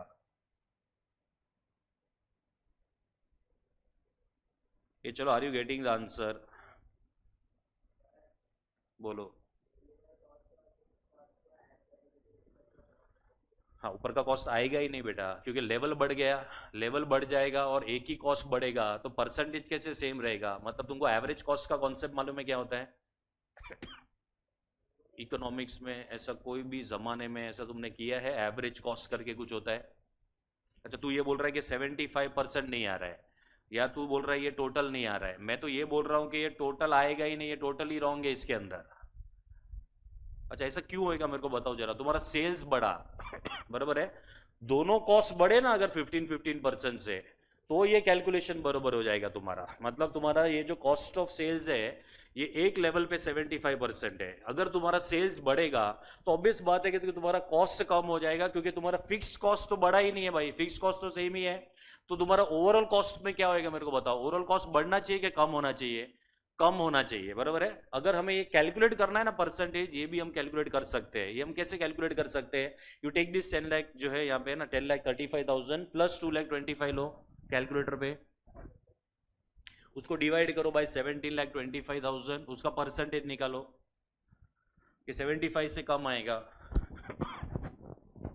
कितना रहा है, या 73.04, ठीक है। अच्छा, ये क्यों कम हो गया मेरे को बताओ, कॉस्ट ऑफ सेल्स क्यों कम हो गया? क्योंकि फिक्स कॉस्ट बढ़ा नहीं है, सेल्स बढ़ गया लेकिन क्या नहीं बढ़ा, फिक्स कॉस्ट नहीं बढ़ा। तो ऑब्वियस बात है अगर फिक्स कॉस्ट नहीं बढ़ेगा तो क्या होगा, तुम्हारा कॉस्ट कम हो जाएगा, तुम्हारा ओवरऑल कॉस्ट कम हो जाएगा, तुम्हारा एवरेज कॉस्ट कम हो जाएगा, ठीक है। इसके लिए तुम्हारा ये जो कॉस्ट ऑफ सेल्स है ये तुम्हारा 73.04% हो गया। तो पहला मिस्टेक ये है कि हमें कभी भी कॉस्ट ऑफ सेल्स का परसेंटेज नया नहीं निकालना है। डायरेक्टली क्या निकालने का, डायरेक्टली वेरिएबल कॉस्ट निकालने का, और डायरेक्टली क्या निकालने का, फिक्स्ड कॉस्ट, ठीक है। अभी ये क्वेश्चन में तो बोल दिया है कि फिक्स कॉस्ट चेंज नहीं हुआ है इसके लिए हमने फिक्स कॉस्ट को सेम रखा। तो ऑब्वियस बात है एक ही कॉस्ट खाली चेंज होएगा। कौन सा कॉस्ट चेंज होएगा, variable cost. If sales will increase by 15%, variable cost will also increase by what you know, by 50%, ठीक है। या तो फिर जो नया सेल्स रहेगा उसका और वेरिएबल कॉस्ट का जो भी रिलेशन रहेगा उतना परसेंटेज तुम्हारा नया वेरिएबल कॉस्ट रहेगा। तो इसका 60% आ रहा है, तो 17,25,000 का जो जो है 60% अगर लेंगे तो अमाउंट कितना आ जाएगा, 10,35,000, ठीक है। चलो, तो ये कैलकुलेशन क्लियर है, ठीक है। तो इसमें हाई लेवल का मिस्टेक होने का चांसेस है, ठीक है। 1035 जो मेथड से तुमने किया वो बरोबर नहीं है। वो क्यों बरोबर नहीं है, क्योंकि इनकम बढ़ रहा है लेकिन सामने कॉस्ट नहीं बढ़ रहा है। कौन सा कॉस्ट नहीं बढ़ रहा है, फिक्स कॉस्ट, ठीक है। तो ओवरऑल कॉस्ट तो तुम्हारा कम हो जाएगा। सो what is new overall cost का परसेंटेज कितना दिया है, 73.04। ये दिया नहीं है, ये हमने कैलकुलेट किया हुआ है यहाँ पे, ठीक है। चलो, पहले ये वाला वर्किंग कॉपी करो और तुमको जो मेथड समझा रहेगा वो मेथड यूज करो। या तो वेरिएबल कॉस्ट को बढ़ा दो, या तो वेरिएबल कॉस्ट जो है 60% ले लेने का of the knew what you no, new cost.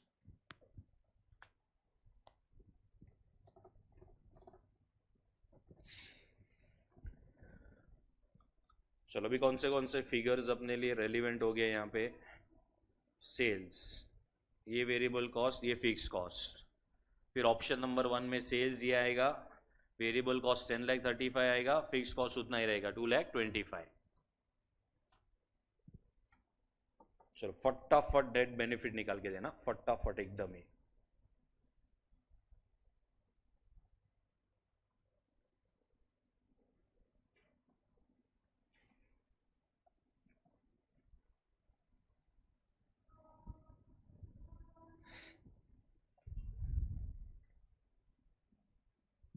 ये कैलकुलेशन समझा ना इसका? ए बी सी डी में से मेरे ख्याल से बी है, हाँ क्वेश्चन में, तो ध्यान से वो बैड डेट्स को लेना भाई। तो प्रेजेंट पॉलिसी का 30 डेज है, ऑप्शन 1 का 60 डेज है, तो दोनों में मुझे नेट बेनिफिट कैलकुलेट करके दे दो।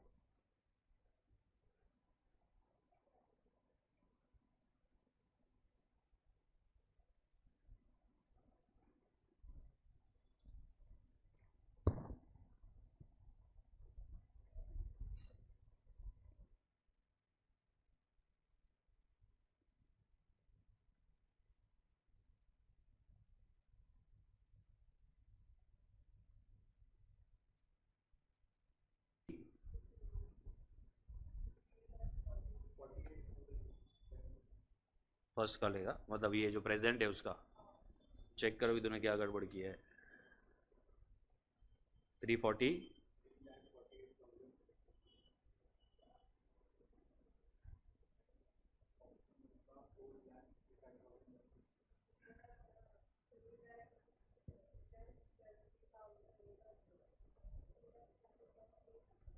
ये ऐसे क्यों आंसर आ रहा है सबको अलग अलग?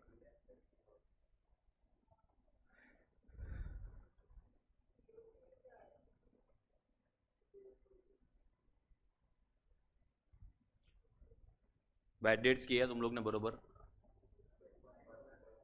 हाँ पहला 1% है, 4%, ठीक है। सी ओ सी डी में ये हो सकता है गड़बड़, अगर तुमने कुछ किया रहेगा तो सी ओ सी डी ये जो अपना प्रेजेंट प्लान है उसमें ये वाले अमाउंट के ऊपर होएगा 11,25,000 के ऊपर, बराबर है।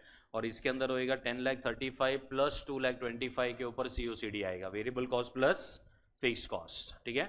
तो अभी वो देखो तुमने वो बराबर किया है, तो इसका फाइनल आंसर बोलो फिर। 3,70,800, ठीक है। तो ये वाला ऑप्शन का सिलेक्शन हो जाएगा।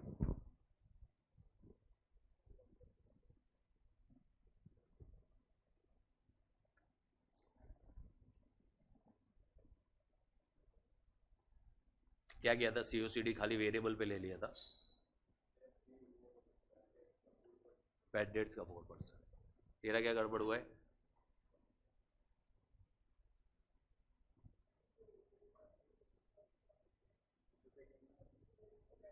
$3,70,800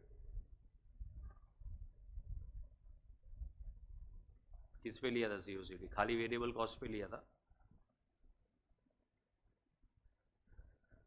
फिक्स कॉस्ट को भूलो मत।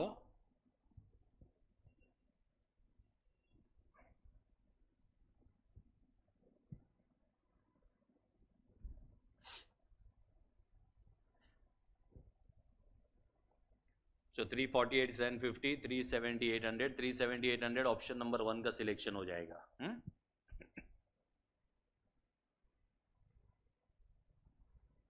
चलो आगे बढ़ू। चलो ये क्वेश्चन अच्छा क्वेश्चन है, तो स्टार मार्क करो।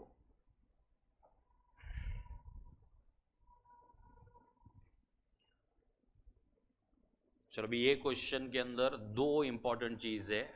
पहला, अगर तुमने रॉन्ग कर दिया तो आगे का पूरा कैलकुलेशन का कोई मतलब नहीं रहेगा, ठीक है। दूसरा, अगर तुमने पहला बरोबर कर दिया फिर भी दूसरे में मिस्टेक होने का फुल चांसेस है इसके अंदर, ठीक है। देखो क्या दिया है, easy limited specialises in the manufacture of a computer component. The component is currently sold for ₹1,000, ये सेलिंग प्राइस है, ठीक है। ये है selling price, and the variable cost is what is 800, ठीक है। 200 रुपये कॉन्ट्रीब्यूशन है। For the year ended 31st March 2007, the company sold on an average 400 components per month, ठीक है। तो हमें यहाँ पे मंथली में इंटरेस्ट नहीं है, हमें ईयरली चाहिए। सो 400 इंटू 12, तो कितना कंपोनेंट्स आएगा 4800, ठीक है, ये पूरे ईयर का सेल्स है अभी। At present the company grants 1 month credit, 1 महीने का क्रेडिट दे रहे कस्टमर्स को। The company is thinking of extending the same to 2 months, ठीक है, तो 1 महीने से 2 महीने पे जाना है। अगर 1 महीने से 2 महीने पे जाएंगे तो क्या होगा, sales will increase by what you know by 25%, ठीक है। तो अभी 4800 का 25% निकालो, कितना नया यूनिट्स हो जाएगा मालूम है, 1200, ठीक है। टोटल कितना हो जाएगा, टोटल विल बी 6000 यूनिट्स, ठीक है। तो ये 6000 यूनिट्स है, ये तुम्हारा नया सेल यूनिट्स हो जाएगा, राइट। अभी इसके अलावा क्या होगा मालूम है, अगर हम 1 महीने से 2 महीने पे गए, ठीक है, तो उसके वजह से स्टॉक बढ़ जाएगा। There is going to be increase in what you know, increase in stock, and there is going to be increase in what you know, increase in creditors, ठीक है। देखो ये जो स्टॉक होता है ये करंट एसेट का आइटम है, ठीक है, और ये जो क्रेडिटर्स होता है ये करंट लायबिलिटीज का आइटम है, राइट। अभी अगर तुमने बरोबर से सुना रहेगा, याद रहेगा, आई डोंट नो, मैंने तुमको बताया था कि करंट एसेट्स का मीनिंग एफएम में क्या होता है और करंट लायबिलिटीज का मीनिंग एफएम में क्या होता है। करंट एसेट्स का मतलब मैं वापस एक बार बता देता हूं, it is money blocked in the business, ठीक है। करंट एसेट का क्या मतलब था, money blocked in the business, ठीक है। और करंट लायबिलिटीज का भी मैंने मतलब समझाया था, it is relief, it is what you know, it is relief, ठीक है। तो क्या होगा मालूम है, अगर हम 1 महीने से 2 महीने पे जाएंगे ना तो एडिशनल पैसा ब्लॉक हो जाएगा, एडिशनल पैसा ब्लॉक हो जाएगा। किस में ब्लॉक हो जाएगा, करंट एसेट्स के अंदर, ठीक है। तो एडिशनल कितना पैसा ब्लॉक होएगा, तो 2 लाख रुपया ब्लॉक होएगा, लेकिन सामने अपने को रिलीफ मिलेगा। कहां से रिलीफ मिलेगा, क्रेडिटर्स के पास से, ठीक है। तो कैन यू टेल मी कि एक्चुअली एडिशनली कितना पैसा ब्लॉक होगा, 1 लाख, क्योंकि 2 लाख रुपया ब्लॉक होएगा, उसमें से 1 लाख का रिलीफ मिलेगा। So what is the net amount that is going to be blocked additionally is what you know is 1 lakh, ठीक है। तो क्या होएगा मालूम है, देखो नॉर्मल सिचुएशन में what is blocked in the business is only variable cost and what you know, variable cost and fixed cost. लेकिन यहां पे अपने को additionally the money is blocked in stock, additionally अपने को रिलीफ मिल रहा है, मतलब तुम्हारा वेरिएबल कॉस्ट तो ब्लॉक रहेगा ही रहेगा, उसके अलावा और 1 लाख रुपया ब्लॉक हो जाएगा। So additionally how much is going to be blocked is 1 lakh, ठीक है। पहले तुमको ये 1 लाख का मतलब समझा क्या है, हेलो, ये 1 लाख का पहले मतलब समझा, ठीक है। अभी दूसरा क्वेश्चन मेरा ये है कि ये जो 1 लाख ब्लॉक होगा ये कितने टाइम के लिए ब्लॉक होगा। चलो हम लोग 1 महीने से 2 महीने पे जा रहे हैं, तो जब ये 1 महीने से 2 महीने पे जाएंगे तो स्टॉक बढ़ेगा, क्रेडिटर्स बढ़ेगा। ये कितने टाइम के लिए बढ़ेगा, तो सिर्फ 2 महीने के लिए ब्लॉक होएगा। This is going to be blocked only for how many months, only for 2 months, ठीक है। सो कैन आई से कि जो 1 लाख रुपया जो यहाँ पे एडिशनली पैसा ब्लॉक हो रहा है ये खाली 2 महीने का अमाउंट है। ये खाली कितने महीने का अमाउंट है, 2 महीने का, ठीक है। चलो अगर ये 2 चीज समझा रहेगा तो आगे का कैलकुलेशन समझेगा, वरना कैलकुलेशन नहीं समझेगा, ठीक है। तो पहला तो 1 लाख का मतलब समझा क्या है, this is additional money block. ये कौन से सिचुएशन में आएगा बताओ जरा, this will come in the new policy, जब हम लोग 1 महीने से किसके ऊपर जा रहे हैं, 2 महीने पे, तो एडिशनली 1 लाख रुपया ब्लॉक हो जाएगा। ये जो एडिशनल 1 लाख रुपया ब्लॉक हो रहा है ये खाली 2 महीने के लिए हो रहा है, मतलब ये जो 1 लाख रुपया है ये खाली 2 महीने का अमाउंट है, ठीक है। ये दोनों चीज क्लियर है, 1 lakh additional money block and this 1 lakh is nothing but this money is blocked only for how many months, only for 2 months, ठीक है। चलो नाउ अभी इधर से तुम्हारा रिक्वायरमेंट चालू हो गया you are required to advise the company on whether or not to extend the credit terms if all the customers avail the extended credit period of 2 months and existing customers do not avail the credit terms but only the new customers avail the same. Assume in this case the entire increase in the sales is attributable to what you know, to the new customers, okay. The company expects a minimum return of 40% on investment. ये COCD calculate करने का rate है, ठीक है। देखो अभी तक question में क्या क्या है, सेलिंग प्राइस दिया है, यूनिट्स दिया हुआ है, वेरिएबल कॉस्ट दिया हुआ है, ठीक है। उसके अलावा तुमको दिया है कि अगर हम 1 महीने से 2 महीने पे जाएंगे तो एडिशनल 1 लाख रुपया ब्लॉक होएगा। ये जो एडिशनल 1 लाख रुपया ब्लॉक हो रहा है ये सिर्फ और सिर्फ कितने मंथ्स के लिए है, खाली 2 महीने के लिए, ठीक है। पहले मेरे को ये बताओ कि ये क्वेश्चन में टोटल कितने ऑप्शंस एनालाइज करने हैं, ठीक है, क्योंकि अगर ये नहीं आया तो आगे का कोई कैलकुलेशन काम का नहीं है, ठीक है। So how many options we have to analyse, ये यहाँ पे पढ़ के मुझे बताओ।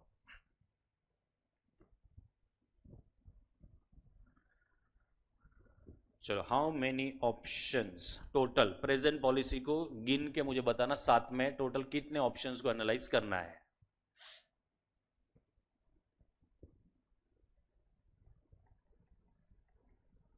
क्योंकि अगर ये नहीं आया तो आगे बढ़ने का कोई मतलब नहीं है, तो पहले ये करेक्ट करना पड़ेगा। 3 ऑप्शंस। चलो, और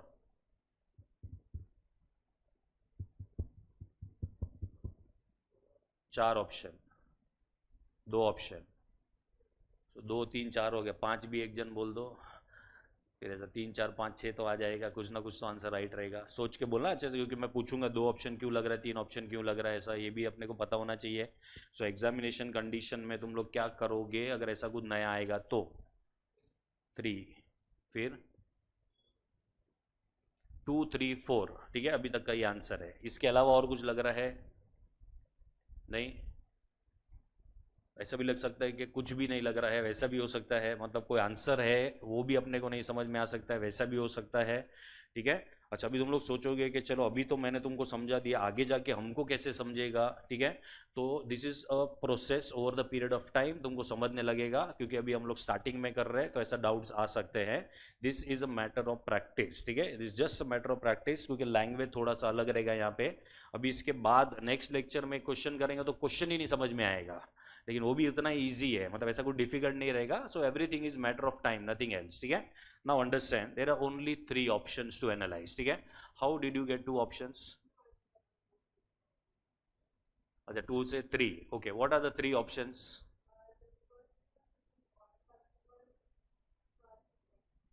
मंथ, ओके, बोल तेरा 3 ऑप्शन, ये तूने 4 बोला था, क्या था 4 बोल।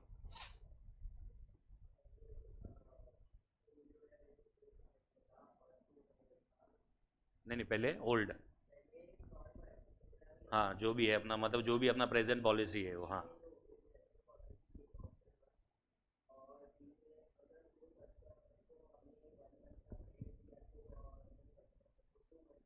अच्छा, तूने उसको ब्रेक किया, ठीक है।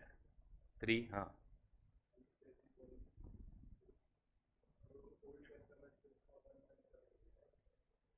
वो तो अपना प्रेजेंट पॉलिसी है,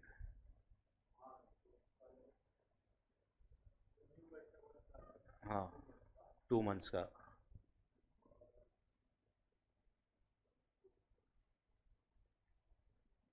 देखो, 3 मतलब 3 ऑप्शन एनालाइज करने हैं, ठीक है। Understand what are those 3 options. पहले तो प्रेजेंट प्लान है, ठीक है। यहाँ पे ना एक स्टेटमेंट लिखा है कि assume in this case the entire increase in sales is attributable to the new customer, ठीक है। सो कैन आई से जो 4800 है ये ओल्ड वाले कस्टमर रहेंगे, और ये जो 1200 है this will B which customers, new customer. Question को ब्रेक करना पड़ेगा 2 पार्ट में, old customer and new customer, ऐसा करके, ठीक है। अभी देखो, पहला जो प्रेजेंट ऑप्शन है उसके अंदर खाली ओल्ड कस्टमर्स है, नए कस्टमर नहीं है। ओल्ड कस्टमर को अभी कितने टाइम का क्रेडिट दिया जा रहा है? Only 1 month, right. So present policy, old customer period will be what, period will B 1 month, ठीक है। ये हो गया प्रेजेंट पॉलिसी। फिर ए में लिखा है ऑल कस्टमर्स, ऑल कस्टमर्स का मतलब है old as well as new, ठीक है। All customers will avail the extended credit period of how many months? 2 months, ठीक है। सो जो अपना ऑप्शन नंबर 1 आएगा उसके अंदर आएगा ओल्ड कस्टमर 2 महीने का क्रेडिट, न्यू कस्टमर 2 महीने का क्रेडिट, ठीक है।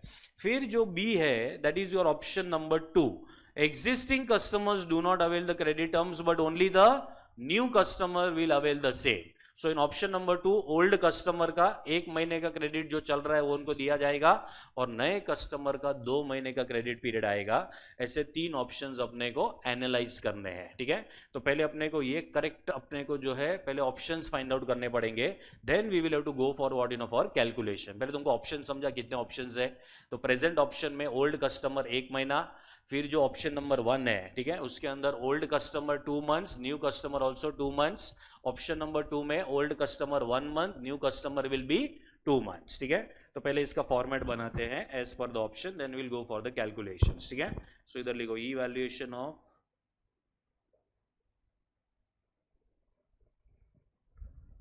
देखो प्रैक्टिस करने के टाइम पे जितना ज्यादा सोचोगे ना उतना ही हेल्पफुल रहेगा, हाँ। एग्जाम में जाके सोचने का टाइम नहीं रहता फिर ज्यादा, और कोई ना कोई क्वेश्चन रहेगा जिसमें कुछ ना कुछ नया क्रिएट करके दे दिया रहेगा, मतलब थोड़ा बहुत तो सोचना पड़ता ही है when ever it is a final exam.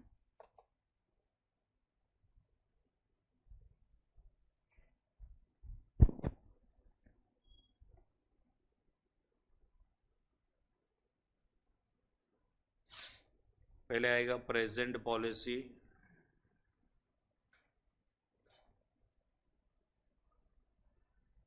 then there will be option 1, there will be option 2.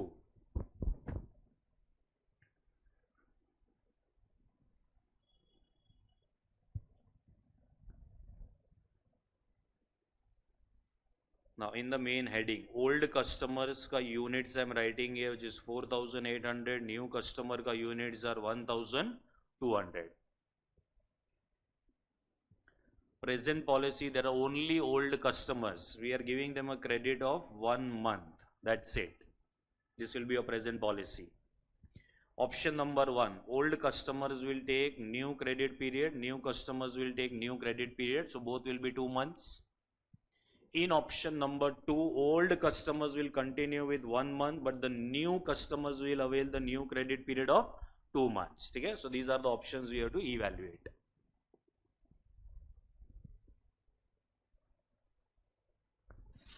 दूसरा इंपॉर्टेंट कैलकुलेशन ये पर्टिकुलर क्वेश्चन में COCD कैलकुलेट करना है, बराबर है, क्योंकि देखो बाकी तो कुछ है ही नहीं, सेल्स दिया है, वेरिएबल कॉस्ट दिया है, कंट्रीब्यूशन मिल जाएगा, ABCD में से कुछ भी नहीं है, ना ही फिक्स कॉस्ट है, so whatever is contribution is net profit after tax directly, ठीक है। सो उसके बाद जो इंपॉर्टेंट कैलकुलेशन रहेगा that will be COCD calculation, okay.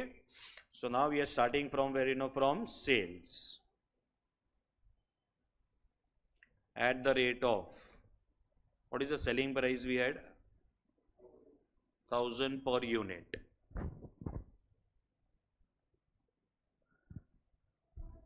Present policy, old customers 4800 units, so 4800 into 1000, here the sales will be 48 lakhs.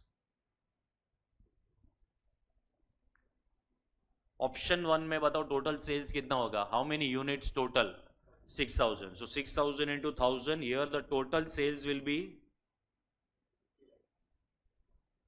60 lakhs. और option 2 में भी total sales कितना आएगा, 60 lakhs. चलो सेल्स में मैंने ब्रेक नहीं किया ओल्ड और न्यू को, मैंने टोटल में किया है उसको, okay. Less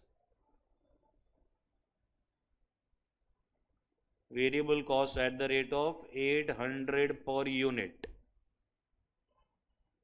but I'll break the variable cost into two parts. One will be old and new.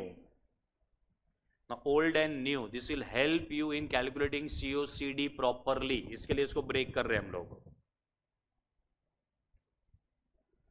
चलो ओल्ड वाले का वेरिएबल कॉस्ट कैसे कैलकुलेट करोगे, हाउ मेनी यूनिट्स, 4800 इंटू क्या करना पड़ेगा, इंटू 800, ठीक है।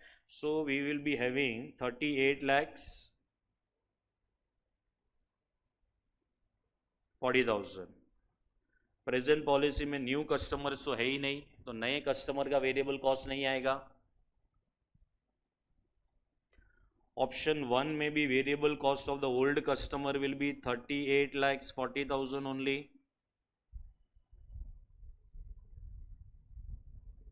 ऑप्शन 2 में भी variable cost of the old customer will be same 38 lakhs 40,000। नए कस्टमर का आएगा 1200 into 800, so which will be 9,60,000। Here also 9,60,000।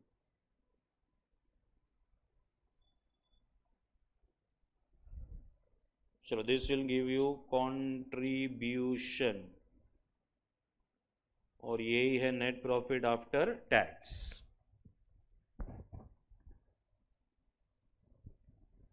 ये समझा ना, कंट्रीब्यूशन, ग्रॉस प्रॉफिट, फिर net profit before tax, net profit after tax. So this will B 9,60,000।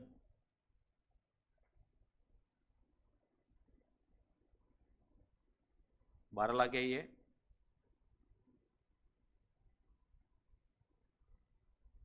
चलो ये भी 12 लाख।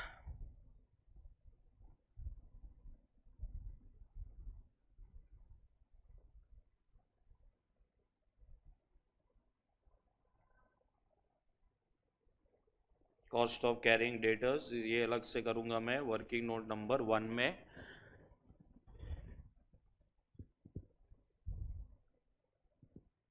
पांच मार्क का क्वेश्चन है, इतना करके आओगे 1 मार्क मिलेगा। बाकी का पूरा 4 मार्क किसका है? सीओसीडी का।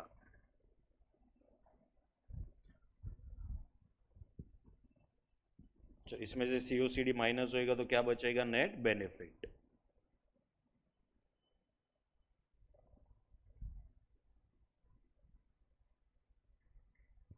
हुआ? चलो now you will not be writing anything, just मैं जो पूछते जा रहा हूं उसका मेरे को आंसर देते जाना, ठीक है? This is working note number 1।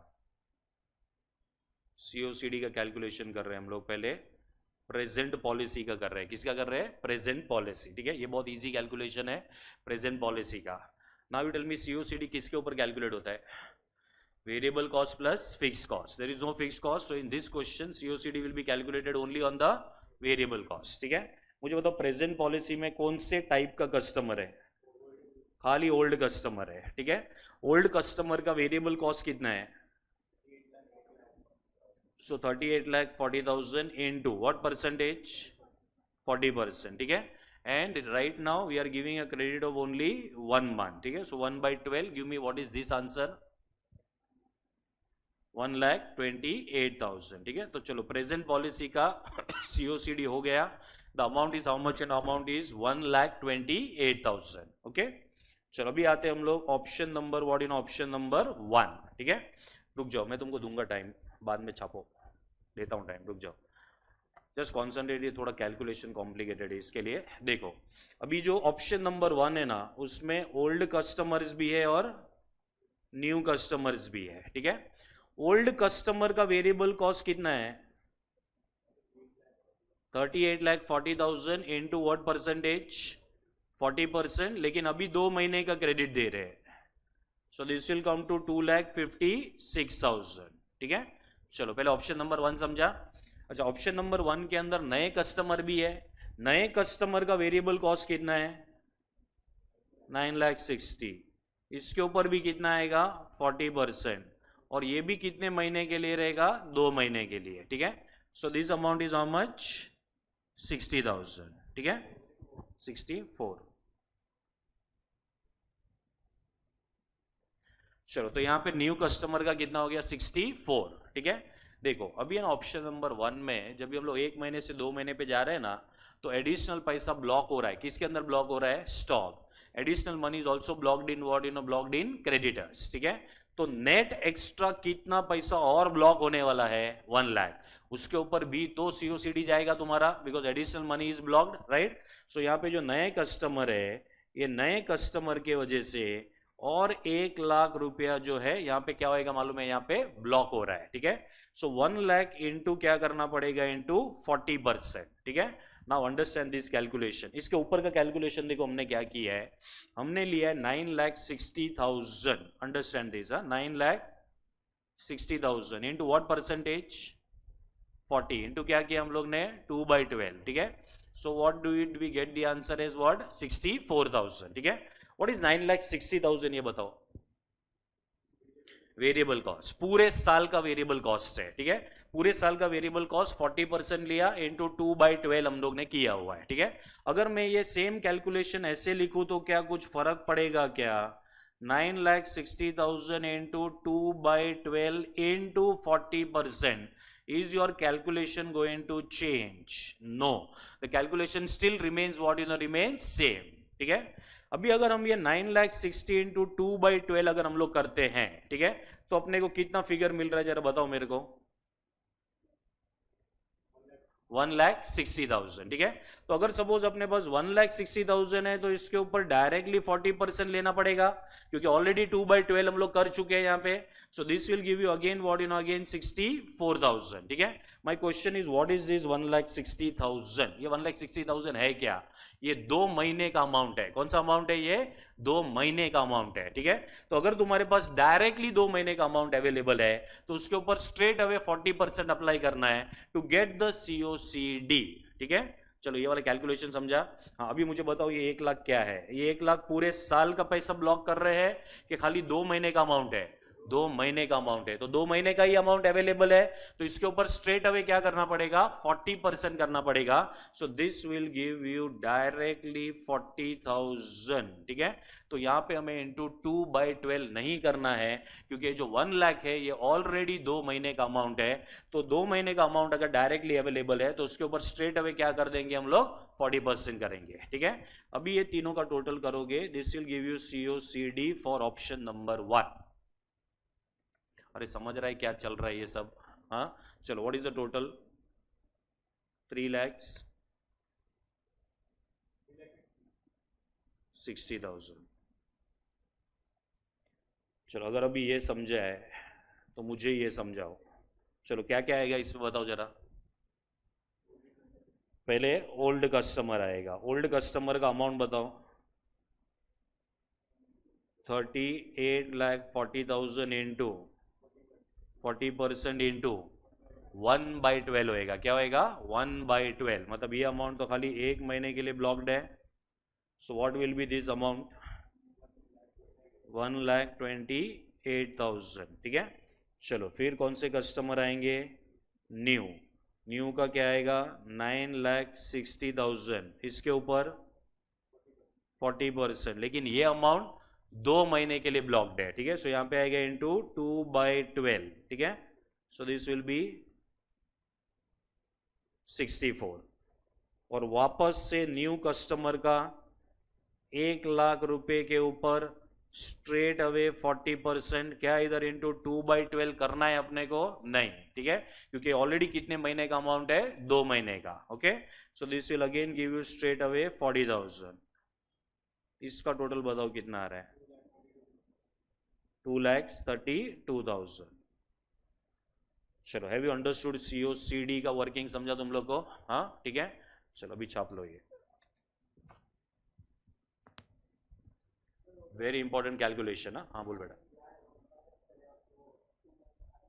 जब भी स्टॉक बढ़ेगा, क्रेडिटर्स बढ़ेगा, ये वही पीरियड के लिए बढ़ते हैं खाली. मतलब देखो स्टॉक कैसे बढ़ता है? 2 महीने के लिए. तुम अगर कोई स्टॉक बाय करोगे तो 2 महीने के लिए तुम्हारे पास रहेगा, फिर तुम बेचोगे उसको. ठीक है. क्योंकि नया क्रेडिट पीरियड कितने मंथ्स का दिया अपने को? 2 months. Right. So stock will be sold after how many months? After 2 months. So money is only blocked for how many months? 2 months.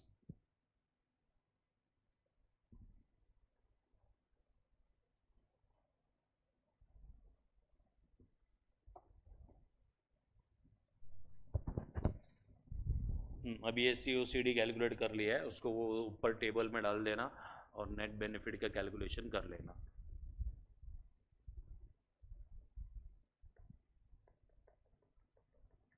Option 2 में, मतलब option 2 will be the final answer. There we will have the highest net benefit. हुआ ये? चलो इसको डालो उधर table में. So this is how much? 1,28,360 and 2,32. Give me the net benefit for the first, ये अपना प्रेजेंट ऑप्शन का.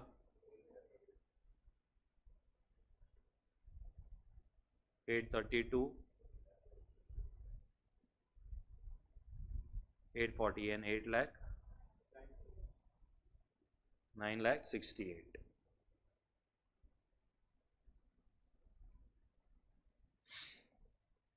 चलो तो इसका कंक्लूजन क्या है कि जो नया क्रेडिट पीरियड है वो सिर्फ नए कस्टमर को देना चाहिए. ओल्ड कस्टमर को ओल्ड क्रेडिट पीरियड से कंटिन्यू करना चाहिए. ठीक है. अगर ऐसा किया तो भी कंपनी को प्रॉब्लम हो सकता है. क्या प्रॉब्लम होएगा बताओ जरा. अरे ओल्ड कस्टमर्स अभी बुरा मान जाएंगे ना, ओल्ड कस्टमर आके बोलेंगे हमको भी क्रेडिट पीरियड चाहिए, कितने मंथ्स का, मीन्स अपने को भी चाहिए 2 महीने का क्रेडिट पीरियड, ये भी एक प्रॉब्लम हो सकता है, लेकिन ये क्वेश्चन में प्रॉब्लम नहीं पूछा है, तो अपने को प्रॉब्लम क्रिएट भी नहीं करना है, ठीक है। So our final answer will be that the new credit period will be extended only to the new customer. ये चलो समझा आज का पूरा। अभी जो नेक्स्ट लेक्चर है ना उसमें कुछ अलग लेवल का चलने वाला है, वो अभी से बता देता हूँ मैं, ठीक है। सो ये जो है हम लोग एक लेवल तक पहुँच गए हैं, अभी नेक्स्ट लेवल में मतलब नेक्स्ट लेक्चर में नेक्स्ट लेवल पे जाना है अपने को।